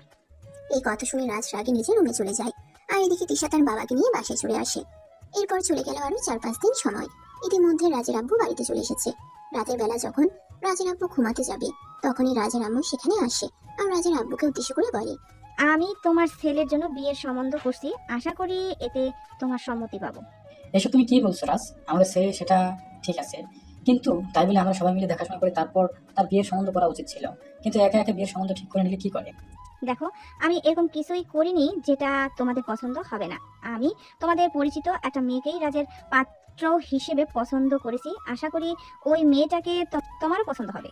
কি বলছো তুমি? তুমি যে মেয়েটাকে পছন্দ করছো সেই মেয়েটা আমার পরিচিত। আচ্ছা ঠিক আছে, বলো তো মেয়েটাকে। মেয়েটা অন্য কেউ নয়, মেয়েটা তোমার অফিসের ম্যানেজারের মেয়ে। মেয়েটাকে আমি প্রথম যখন দেখেছিলাম সেই দিন আমার পছন্দ হয়েছিল, কিন্তু কোনো কথা বলতে পারিনি। এখন দেখলাম মেয়েটা নিজেই তোমার ছেলেকে পছন্দ করে, তাই আমি মেয়েটাকে কথা দিয়েছি তাকে এইবারে বউ বানিয়ে আনবো। এবার তুমি আমাকে এটা বলো যে এই বিয়ের ব্যাপারে তোমার কি মতামত? তুমি তো খুব ভালো করে জানো আমি কখনোই তোমার মতামতের বিরুদ্ধে যাই না। আমি সবসময় তোমার মতামতকে গুরুত্ব দিই এবং তোমার মতামতকে যথেষ্ট সম্মান প্রদর্শন করি। তাই তুমি যেটা ভালো মনে করো সেটাই করো। এ ব্যাপারে আমি তোমাকে কিছুই বলবো না। আচ্ছা ঠিক আছে, কোনো সমস্যা নেই। তাহলে একটা কাজ করো, তুমি কালকেই একবার আমার সঙ্গে তিশাদের বাড়িতে চলো, আমরা তার আব্বুর সঙ্গে বসে সরাসরি কথা বলতে চাই। এই পরের দিন রাজের আব্বু আম্মু সকালবেলা ঘুম থেকে উঠেই রাজকে বলে, রাজ তুমি তো জানোই তোমার মা তোমার বিয়ের সম্বন্ধে করছে, তাই আজ তুমি আমাদের সঙ্গে ওখানে যাবে। আব্বু, আমি এটা কখনোই করতে পারবো না, কারণ উনি আমার ভার্সিটির ম্যাম। এটা করলে আমার মান সম্মান সব চলে যাবে। তাছাড়া এই মেয়ের মধ্যে কি এমন আছে যার জন্য এই মেয়েকেই আমার বিয়ে করতে হবে? পৃথিবীতে কি মেয়ের অভাব পড়েছে নাকি? দেখো, তুমি একদম বেশি কথা বলবে না। আমরা যা করছি তোমার ভালোর জন্যই করছি। আমরা তোমার বাবা মা, আমরা কখনো এমন কিছু করবো না যেটা তোমার জন্য ক্ষতিকর হবে। তাই বেশি কথা বলতে এসো না। কিন্তু আব্বু, দেখো, তুমি এইটুকু বড় হয়েছো, এই পর্যন্ত আমাদের কাছে যা কিছু চেয়েছো সবকিছু তোমার চোখের সামনে এনে হাজির করছি। ইনফ্যাক্ট তুমি কোনো কিছু চাওয়ার আগেই সেটা তোমার সামনে এনে দিয়েছি। তবে তোমার কাছে এইটুকু আবদার করছি, তুমি কেন এইটুকু আবদার রাখতে পারবে না? আব্বু, তাই বলে আমি আমার ভার্সিটির ম্যামকে বিয়ে করব? তাতে কি হয়েছে? তুমি আমার ফাইনাল ইয়ারে পড়াশোনা করছো, আর কয়দিন তো আসো ওই ভার্সিটিতে। তারপরে এই তো পরীক্ষা শেষ হলে তুমি ওখান থেকে বের হয়ে চলে আসবে, আর কখনোই ওখানে যাওয়া হবে না। তাহলে তিশাকে বিয়ে করতে তোমার সমস্যাটা কোথায়? আচ্ছা আব্বু, ঠিক আছে। আমি তো আমার জীবনের কোনো আশাই অপূর্ণ রাখিনি। এখন তো আর তোমার বিরুদ্ধে গিয়ে কথা বলতে পারি না। যাই হোক, তুমি যেটা ভালো মনে করো। এই তো ভালো ছেলের মতো কথা। আচ্ছা ঠিক আছে, তুমি তাহলে বিকেলে বেলা রেডি হয়ে থেকো, আমরা বিকেলে যাব। এরপর সেদিন বিকেল বেলায় রাজের আব্বু আম্মু তিশাদের বাড়িতে যায়। তিশাদের বাড়িতে আগে থেকেই জানতো রাজ তার ফ্যামিলি নিয়ে আসছে, তাই সকাল থেকেই তিশা তাদের জন্য রান্নাবান্নার আয়োজন করে আর সারাটা বাড়ি সুন্দর করে গুছিয়ে রাখে। রাজ আর তার ফ্যামিলির সবাই যখন তিশাদের বাড়িতে গিয়ে পৌঁছায় তখন আনুমানিক বিকেল 3টার মতো হবে বাজে। সবাই মিলে ড্রয়িং রুমে বসে গল্প করছিল। তখনই রাজের আম্মু বলল, আচ্ছা, আমরা এভাবে গল্প করেই চলছি, কিন্তু আমরা যে কথাটা বলার জন্য এসেছি সেই কথাটা তো ভুলেই যাচ্ছি আমরা। কি শুধু গল্পই করব? ওই কথাটা নিয়ে কোনো কথা বলবো না? হ্যাঁ আসলে ম্যানেজার সাহেব, দেখুন আপনি তো সবটাই জানেন, এখন তো আর নতুন করে কিছুই বলার নেই, তাই আপনার সঙ্গে বিয়ের পাকা কথা বলতে আসলাম। এখন তো আপনাকে ম্যানেজার বলা যাবে না, আমার বিয়েই বলতে হবে। হ্যাঁ স্যার, তবে আমার মনে হয় এই বিষয়টা নিয়ে আরো একবার ভেবে দেখলে ভালো হতো। ভেবে দেখার কি আছে, আমার স্ত্রী যখন পছন্দ করেছে তখন তিশাকেই আমি আমার বাড়ির বউ বানিয়ে নিতে চাই। ঠিক আছে, আপনারা যেটা ভালো মনে করেন। তাছাড়া আপনাদের ওপর আমার সম্পূর্ণ ভরসা আছে, আপনাদের বাড়িতে গেলে আমার মেয়ে ভালোই থাকবে। এরপর তারা বিয়ের পাকা কথা বলে। তিশাকে একটা ডায়মন্ডের নেকলেস গিফট করে। তখনই রাজের আব্বু রাজকে বলে। যাও তুমি তিশার সঙ্গে কথা বলো। রাজ তখন কোনো উত্তর না দিয়ে চুপচাপ সেখান থেকে উঠে বাড়ির বাইরের বাগানে চলে আসে। তখন তিশা তার পিছন পিছন আসে। বাগানের বেঞ্চিতে বসে রাজ কিছু একটা চিন্তা করছিল। তখনই পিছন থেকে তিশা তার কাঁধে হাত রেখে বলতে লাগলো। কি ব্যাপার, তুমি কি চিন্তা করছো? কি আর চিন্তা করব? এখন আর চিন্তা করে কি লাভ হবে? যা হওয়ার তা তো হয়ে গেছে, এখন আর কি হওয়ার বাকি আছে? দেখো, তোমায় আমি ভালোবেসে ফেলেছি, আর ভালোবাসা হারিয়ে আমি বেঁচে থাকতে পারবো না। তাই আমি তোমাকে বিয়ে করতে চাইছি। প্লিজ তুমি আমাকে মেনে নাও, কখনো ভালোবাসার কমতি রাখবো না। ভালোবাসা দিয়ে আর কি হবে? যেখানে কিনা নিজের ম্যামকে বিয়ে করতে হচ্ছে সেখানে ভালোবাসার কি? বুঝতে পেরেছি তুমি এখনো আমার উপর অভিমান করে আছো, আমাকে ভুল বুঝতেছো, কিন্তু বিশ্বাস করো, এমন একটা সময় আসবে যেদিন তুমি নিজে থেকে আমাকে বলবে আমাকে বিয়ে করে তুমি জিতেছো, আমাকে বিয়ে করে তুমি একটু ঠকে যাওনি। আমি সেই দিনটার অপেক্ষায় রইলাম। এই বলে তিশা বাড়ির ভেতরে চলে যায়। আর এদিকে এক সপ্তাহ পরেই রাজ আর তিশার বিয়ের আয়োজন করা হয় মহা ধুমধামের সাথে। সেই বিয়ের অনুষ্ঠান হয়। শহরের গণ্যমান্য ব্যক্তিবর্গ থেকে সবাই উপস্থিত ছিলেন সেখানে। কিন্তু রাজের একটুও মন ভালো ছিল না। কি ব্যাপার দোস্ত, তুই এখানে মন খারাপ করে বসে আসছিস কেন? আজ তোর বিয়ে, বিয়ের দিন কেউ এভাবে মন খারাপ করে থাকে? বিয়ে তো কি হয়েছে, আমি কি নাচবো নাকি? আরে ভাই, তুই আমাকে কেন মেসেজ দেখাচ্ছিস? আমি তো আর তোর বিয়ে ঠিক করিনি, তাহলে আমাকে মেসেজ দেখে কি লাভ বল? আমি সরি, প্লিজ তুই কিছু মনে করিস না। কিন্তু কি করবো বল, আমি আর এসব কিছু সহ্য করতেই পারছি না। আমার মেজাজ খুব খারাপ হয়ে যাচ্ছে, আমি নিজেকে আর কোনোভাবেই কন্ট্রোল করতে পারছি না। দোস্ত, যা হচ্ছে সব মেনে নে, মেনে না নিয়ে কোনো কিছু করার নেই। দেখ, তোর আব্বু আম্মু চেয়েছে বলেই কিন্তু বিয়েটা হয়েছে, এমনটা কিন্তু নয় যে শুধু ম্যাডামের ইচ্ছেতে বিয়েটা হয়েছে। হ্যাঁ সেটাই তো, আমি আমার আব্বু আম্মুকে কিছু বলতে পারছি না, আর সব কিছু আমাকে মুখ বুজে সহ্য করতে হচ্ছে, তাই তো খুব খারাপ লাগছে। আর যদি আব্বু আম্মু আমার দিকটা বুঝতো, আব্বু আম্মু ইচ্ছে করে আমার সঙ্গে এরকমটা করতো, তাহলে হয়তো এতটা খারাপ লাগতো না। এই বলে হৃদয় রাজকে নিয়ে বাড়ির ভিতরে চলে আসে। সেদিন ছিল বৌভাতের অনুষ্ঠান। সবাই মিলে অনেক আনন্দ উল্লাস করে। তারপর খাওয়া দাওয়ার পর্ব শেষ করে সবাই নিজেদের বাড়িতে চলে যায়। আর সেদিন রাতের বেলা রাজ আর তিশার জন্য বাসরের আয়োজন করা হয়। আসলে বাঙালি মুসলিম পরিবারের একটা রেওয়াজ আছে, যেদিন বিয়ে হয় সেদিন কিন্তু বাসর হয় না। বৌভাতের দিন রাতে বাসরের আয়োজন করা হয়। রাজ আর তিশা দুজনেই ছিল মুসলিম ফ্যামিলির, তাই তাদের বিয়ের সমস্ত আচার অনুষ্ঠানও মুসলিম রীতিতেই পালন করা হয়। বাসর ঘরে বসে বসে তিশা রাজের জন্য অপেক্ষা করছে। অপরদিকে রাজ ছাদে দাঁড়িয়ে একটার পর একটা সিগারেট খেয়েই যাচ্ছে। সারা বাড়িতে সবাই তাকে খোঁজাখুঁজি করছে, কিন্তু কোথাও খুঁজে পাচ্ছে না। তখনই হঠাৎ রাজের আম্মু তার বন্ধু নিলয়কে বলে। কি ব্যাপার নিলয়, রাজ কোথায় গেল? তাকে কোথাও খুঁজে পাওয়া যাচ্ছে না কেন? প্লিজ একবার তোমরা ওকে খুঁজে দেখো, ও কোথায় গিয়েছে। রাত 11টা বেজে গেছে, ওকে কোথাও খুঁজে পাওয়া যাচ্ছে না। এই কথাটা যদি ওর আব্বু জানতে পারে তাহলে খুব রাগারাগি করবে। ঠিক আছে আন্টি, আপনি কোনো চিন্তা করবেন না, আমরা দেখছি রাজ কোথায় আছে, আপনি একটু রিল্যাক্সে বসুন। এই বলে সারা বাড়ি বাগানার ছাদে তন্ন তন্ন করে খুঁজলো তাকে। তখনই হঠাৎ নিলয় দেখতে পায় রাজ ছাদের এক কোণে দাঁড়িয়ে দাঁড়িয়ে সিগারেট খাচ্ছে। তখনই নিলয় তার পাশে গিয়ে দাঁড়ায় আর বলে। কি ব্যাপার দোষ, তুই এখানে কি করছিস? আমরা সবাই তোকে খুঁজছি, কোথাও খুঁজে পাওয়া যাচ্ছে না, আর এখানে তুই দাঁড়িয়ে দাঁড়িয়ে সিগারেট খাচ্ছিস। হ্যাঁ তো কি হয়েছে, তাছাড়া তোরা আমাকে খুঁজবি কেন? আরে ভাই, তুই কি ভুলে গেছিস নাকি আজ তোর বাসর রাত, তাই তো তোকে খুঁজতেছি। তাছাড়া কি তোকে খোঁজার অন্য কোনো কারণ আছে নাকি? তাড়াতাড়ি নিচে আয়, তোর বউ সে কখন থেকে বাসর ঘরে বসে বসে তোর জন্য অপেক্ষা করছে, তাড়াতাড়ি আয় না ভাই। আমি যাব না, আমার কোনো কিছু ভালো লাগছে না। কেন আমার সঙ্গে এরকম হলো আমি কোনো কিছুই বুঝতে পারছি না। ভাই, তোর দুইটা পায়ে ধরি, তুই আমাদের সঙ্গে নিচে চল। তোর আব্বু যদি জানতে পারে তুই এরকম বলছিস তাহলে কি হবে সেটা তুই ভাবতে পারছিস তো? তাই তোকে রিকোয়েস্ট করে বলছি, এই দিনে খারাপ কিছু করিস না, চল আমাদের সঙ্গে। এই বলে নিলয় আর হৃদয় দুজনে মিলে রাজকে তার রুমে পৌঁছে দেয় আর দরজাটা বাইরে থেকে লক করে দেয়। রাজ রুমে প্রবেশ করতেই তিশা বিছানা থেকে নেমে রাজকে সালাম করতে চায়। আর তখনই রাজ কর্কশ কণ্ঠে বলতে থাকে। এই যে শুনেন, আপনি আমার থেকে যথেষ্ট দূরত্ব বজায় রাখবেন।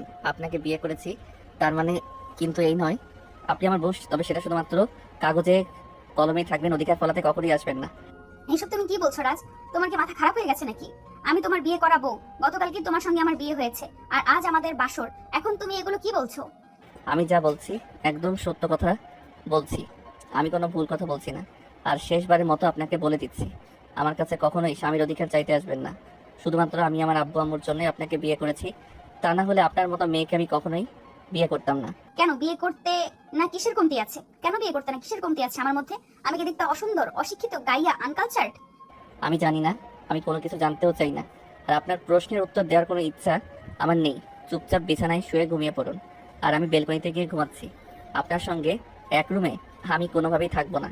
দেখো, তুমি যেরকমটা ভাবছো সেরকমটা একটুও হবে না। কারণ আমি তোমায় ভালোবেসে বিয়ে করেছি, স্ত্রীর অধিকার পাওয়ার জন্যই। আমি তোমায় এমনি এমনি বিয়ে করিনি। আর বিয়ে যখন হয়ে গেছে, এখন তুমি কোনো কথা বললেও আমি সেটা শুনবো না। কেন শুনবেন না? আমি কি আপনাকে একবার বলেছি যে আমি আপনাকে বিয়ে করব? আপনাকে আমার পছন্দ হয়, আপনাকে আমার বিয়ে করতে ইচ্ছা করে, তাহলে আপনি কেন আমার সঙ্গে এরকমটা করেছেন? আপনি আমার ম্যাম সে পর্যন্তই ঠিক ছিলেন। কেন আপনি সেদে সেদে আমার সঙ্গে সম্পর্ক করতে আসলেন? আর আপনি যদি সেদিন আমাদের বাড়িতে না আসতেন, তাহলে তো আমার বাবা মা আপনার বাড়িতে বিয়ের প্রস্তাব নিয়ে যাওয়ার সাহসটাও পেত না। এখন আমি আপনাকে যেটা বলবো, আপনাকে সেটাই শুনতে হবে। ও তাই নাকি? একটা কথা ভালো করে বলে রাখি, তুমি শোনো। তুমি যদি আমার কথা না শোনো, তাহলে আমি তোমার কথা শুনবো কেন? আমি তোমার বিয়ে করাবো, আমার অধিকার আছে তোমার থেকে আমার অধিকার আদায় করে নেওয়ার। এই যে শোনেন, আপনার সঙ্গে ফালতু কথা বলার কোনো ইচ্ছা আমার নেই। আমার প্রচণ্ড ঘুম পেয়েছে। তাছাড়া এই কয়দিনে আমার উপর প্রচণ্ড ধকল গেছে, তাই আমাকে ঘুমাতে হবে। দয়া করে বিরক্ত করবেন না। এই বলে রাজ তখনই আলমারি থেকে একটা বালিশ আর একটা চাদর নিয়ে ব্যালকনিতে চলে যেতে চায়। তখনই তিশা পিছন থেকে রাজের হাতটা ধরে ফেলে আর টান দিয়ে নিজের বুকের সঙ্গে মিশিয়ে দেয়।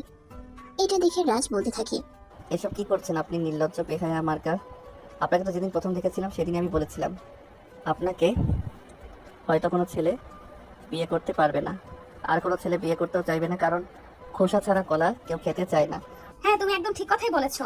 তবে তুমি হয়তো এটা ভুলে গেছো, যেদিন থেকে তুমি আমাকে এই কথাটা বলেছো সেদিন থেকে আমি ওয়েস্টার্ন ড্রেস পরা একদম ছেড়ে দিয়েছি। এরপর থেকে আমি সবসময় বাঙালি পোশাক পরতেই অভ্যস্ত করেছি নিজেকে। তাতে কি হয়েছে? তাই বলে কি এটা কোনো হাদিসে লেখা আছে যে আমার আপনাকে বিয়ে করতে হবে? এটা তো কোনো হাদিসে লেখা নেই। তাহলে আপনি কেন এসেছেন সেদে সেদে আমাকে বিয়ে করতে? কারণ তোমার কথা বলা, তোমার চাল চলন সবকিছুই আমার ভালো লেগেছে। অবশেষে আমি তোমার প্রেমে পড়েছি। আর যখন একটা মানুষকে আমার মনটাই দিয়ে ফেলেছি, তখন সেই মানুষটার কাছ থেকে নিজেকে কিভাবে দূরে রাখবো? তাই তো আমি তোমার কাছে চলে এসেছি। কিন্তু আনফরচুনেটলি আমি আপনাকে অ্যাকসেপ্ট করতে পারছি না। এবার দয়া করে আমাকে নিজের বাহু বন্ধন থেকে ছেড়ে দিন, আমি ঘুমাবো। এই কথা বলে রাজ তিশার বাহু বন্ধন থেকে নিজেকে ছাড়ানোর চেষ্টা করে, কিন্তু তিশা তখন তাকে আরো শক্ত করে জড়িয়ে ধরে আর বলতে থাকে, বেবি, যতই ঘুরে ওড়াও রাতে, নাটাই তো আমার হাতে। মানে আপনি কি বলতে চাইছেন বুঝতে পারলাম না। না বোঝার কি আছে? যেখানে তোমার ফ্যামিলির মানুষ আমাকে পছন্দ করে এবারের বউ বানিয়ে এনেছে, তুমি তাদের মুখের উপর কিছু বলতে পারোনি, সেখানে তুমি আমায় ছেড়ে যাবে, এটা ভাবলে কি করে? বিয়ে করেছি বলেই যে সংসার করতে হবে, আপনাকে স্ত্রীর অধিকার দিতে হবে, এরকমটা কাবিন নামায় লেখা ছিল না, বুঝতে পেরেছেন? তাই বুঝি? ঠিক আছে, তোমাকে আমার অধিকার দিতে হবে না, আমি নিজেই আমার অধিকার আদায় করে নিতে পারবো। এই বলে তিশা তখনই সঙ্গে সঙ্গে রাজকে ধাক্কা দিয়ে বিছানার উপরে ফেলে দেয়। রাজ তখন তিশার ধাক্কার তাল সামলাতে না পেরে বিছানার উপর টালমাটাল হয়ে পড়ে যায়। তারপর কোনো রকমে নিজেকে সামনে নিয়ে বিছানা থেকে উঠতে চায়, কিন্তু তিশা তাকে সেই সুযোগটা না দিয়ে বিছানার সঙ্গে চেপে ধরে আর তার দুই ঠোঁটে ইচ্ছে মতো কিস করতে থাকে। রাজ তখন নিজেকে ছাড়ানোর জন্য প্রাণপণ চেষ্টা করতে থাকে। 2 মিনিট পর তিশা রাজের ঠোঁট দুটোকে একটু ছেড়ে দেয় আর তখনই রাজ বলতে থাকে, নির্লজ্জ বেহায়া মেয়ে, আমার বুকের উপর থেকে সরুন, আমাকে যেতে দিন। স্বামীর কাছ থেকে অধিকার আদায় করে নেওয়া যদি নির্লজ্জতা, বেহায়ার লক্ষণ হয়, তাহলে আমি আমার স্বামীর ভালোবাসা আদায় করে নেবই। ছেড়ে দিন আমাকে। তোমাকে ছেড়ে দেওয়ার জন্য বিয়ে করেছি নাকি? তোমাকে বিয়ে করেছি ভালোবেসে, ভালোবাসায় ভালো থাকার জন্য। এই বলে তিশা আবারও রাজের ঠোঁটে নিজের ঠোঁট ডুবিয়ে দেয় আর রাজকে ইচ্ছে মতো কিস করতে থাকে। এইভাবেই চলে প্রায় আধা ঘন্টা ধরে তাদের কিসিং পর্ব। রাজ নিজেকে ছাড়ানোর চেষ্টা করলেও সত্যি তিশা থেকে নিজেকে কোনোভাবেই সে মুক্ত করতে পারে না। আর অবশেষে ও তিশার সঙ্গে রেসপন্স করতে বাধ্য হয় আর দুজনেই চলে যায় ভালোবাসার মহাসমুদ্রে। তাদের ভালোবাসার আদান প্রদান পর্ব শেষ হলে দুজন দুজনকে জড়িয়ে ধরে ঘুমিয়ে পড়ে। সকালবেলা তিশা ঘুম থেকে উঠে ফ্রেশ হতে চলে যায় আর রাজ এদিকে ঘুমাচ্ছিল। তিশা ফ্রেশ হয়ে এসে ড্রেসিং টেবিলের আয়নার সামনে বসে নিজের চুল আঁচড়াচ্ছিল। তখনই এই প্রথমবার রাজ ভালোবাসার দৃষ্টি নিয়ে তিশার দিকে তাকায়। তখনই তার মনে হয় তার ঘরে যেন স্বর্গ থেকে এক অপ্সরে নেমে এসেছে। সে অপলক দৃষ্টিতে তিশার দিকে তাকিয়ে আছে। তিশা চুল আঁচড়ানো শেষ হলে সেটা খেয়াল করে। তখনই তিশা রাজকে উদ্দেশ্য করে বলতে থাকে, কি ব্যাপার, তুমি আমার দিকে এভাবে হা করে তাকিয়ে আছো কেন? মনে হয় জীবনে এই প্রথমবার আমাকে দেখছো? হ্যাঁ, ভালোবাসার দৃষ্টিতে তো এই প্রথমবার দেখছি তোমায়। ওরে বাবা, আমার লাভলু দেখছি ইতিমধ্যে আমাকে ভালোবেসে ফেলেছে। তা কি দেখে আপনি আমাকে ভালোবেসে ফেললেন বলেন তো শুনি? আমি যদি সত্যি কথা বলি তাহলে কি তুমি আমার কথা বিশ্বাস করবে? হ্যাঁ, অবশ্যই, তুমি সত্যি কথা বললে আমি কেন বিশ্বাস করব না? আমি তোমার কথা বিশ্বাস করতে বাধ্য। আমি তোমার মায়াবী চেহারার প্রেমে পড়ে গেছি, বিশ্বাস করো। এই প্রথমবার আমি ভালো করে তোমার দিকে তাকালাম আর আমি দেখতে পেলাম তুমি এতটাই সুন্দর যে মনে হয় আকাশ থেকে কোনো পরী আমার ঘরে নেমে এসেছে, যার চোখের দিকে তাকিয়ে আমার পুরো জীবন পার করে দিতে পারবো। পাম দেওয়ার আর জায়গা পেলে না? যেখানে আমার সহ্য করতে পারতে না, সেখানে আমার প্রশংসা করছো, এটাও আমাকে বিশ্বাস করতে হবে? ঠিক আছে, তোমার বিশ্বাস করতে হবে না।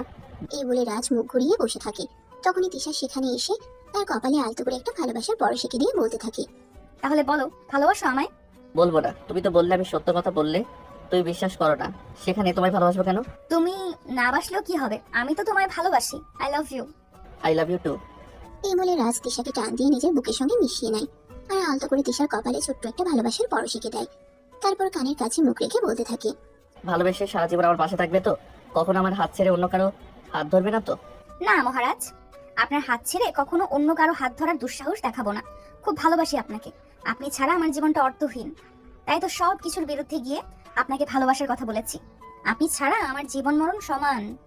বলতে না বলতেই রাজ তিশার ঠোঁটে নিজের ঠোঁট ডুবিয়ে দেয় আর তারপর চলতে থাকে তাদের ভালোবাসার আদান প্রদান পর্ব।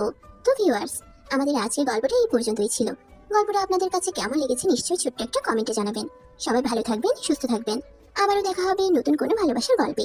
সে পর্যন্ত সবাই অপেক্ষা করুন। আল্লাহ হাফিজ। সমাপ্ত।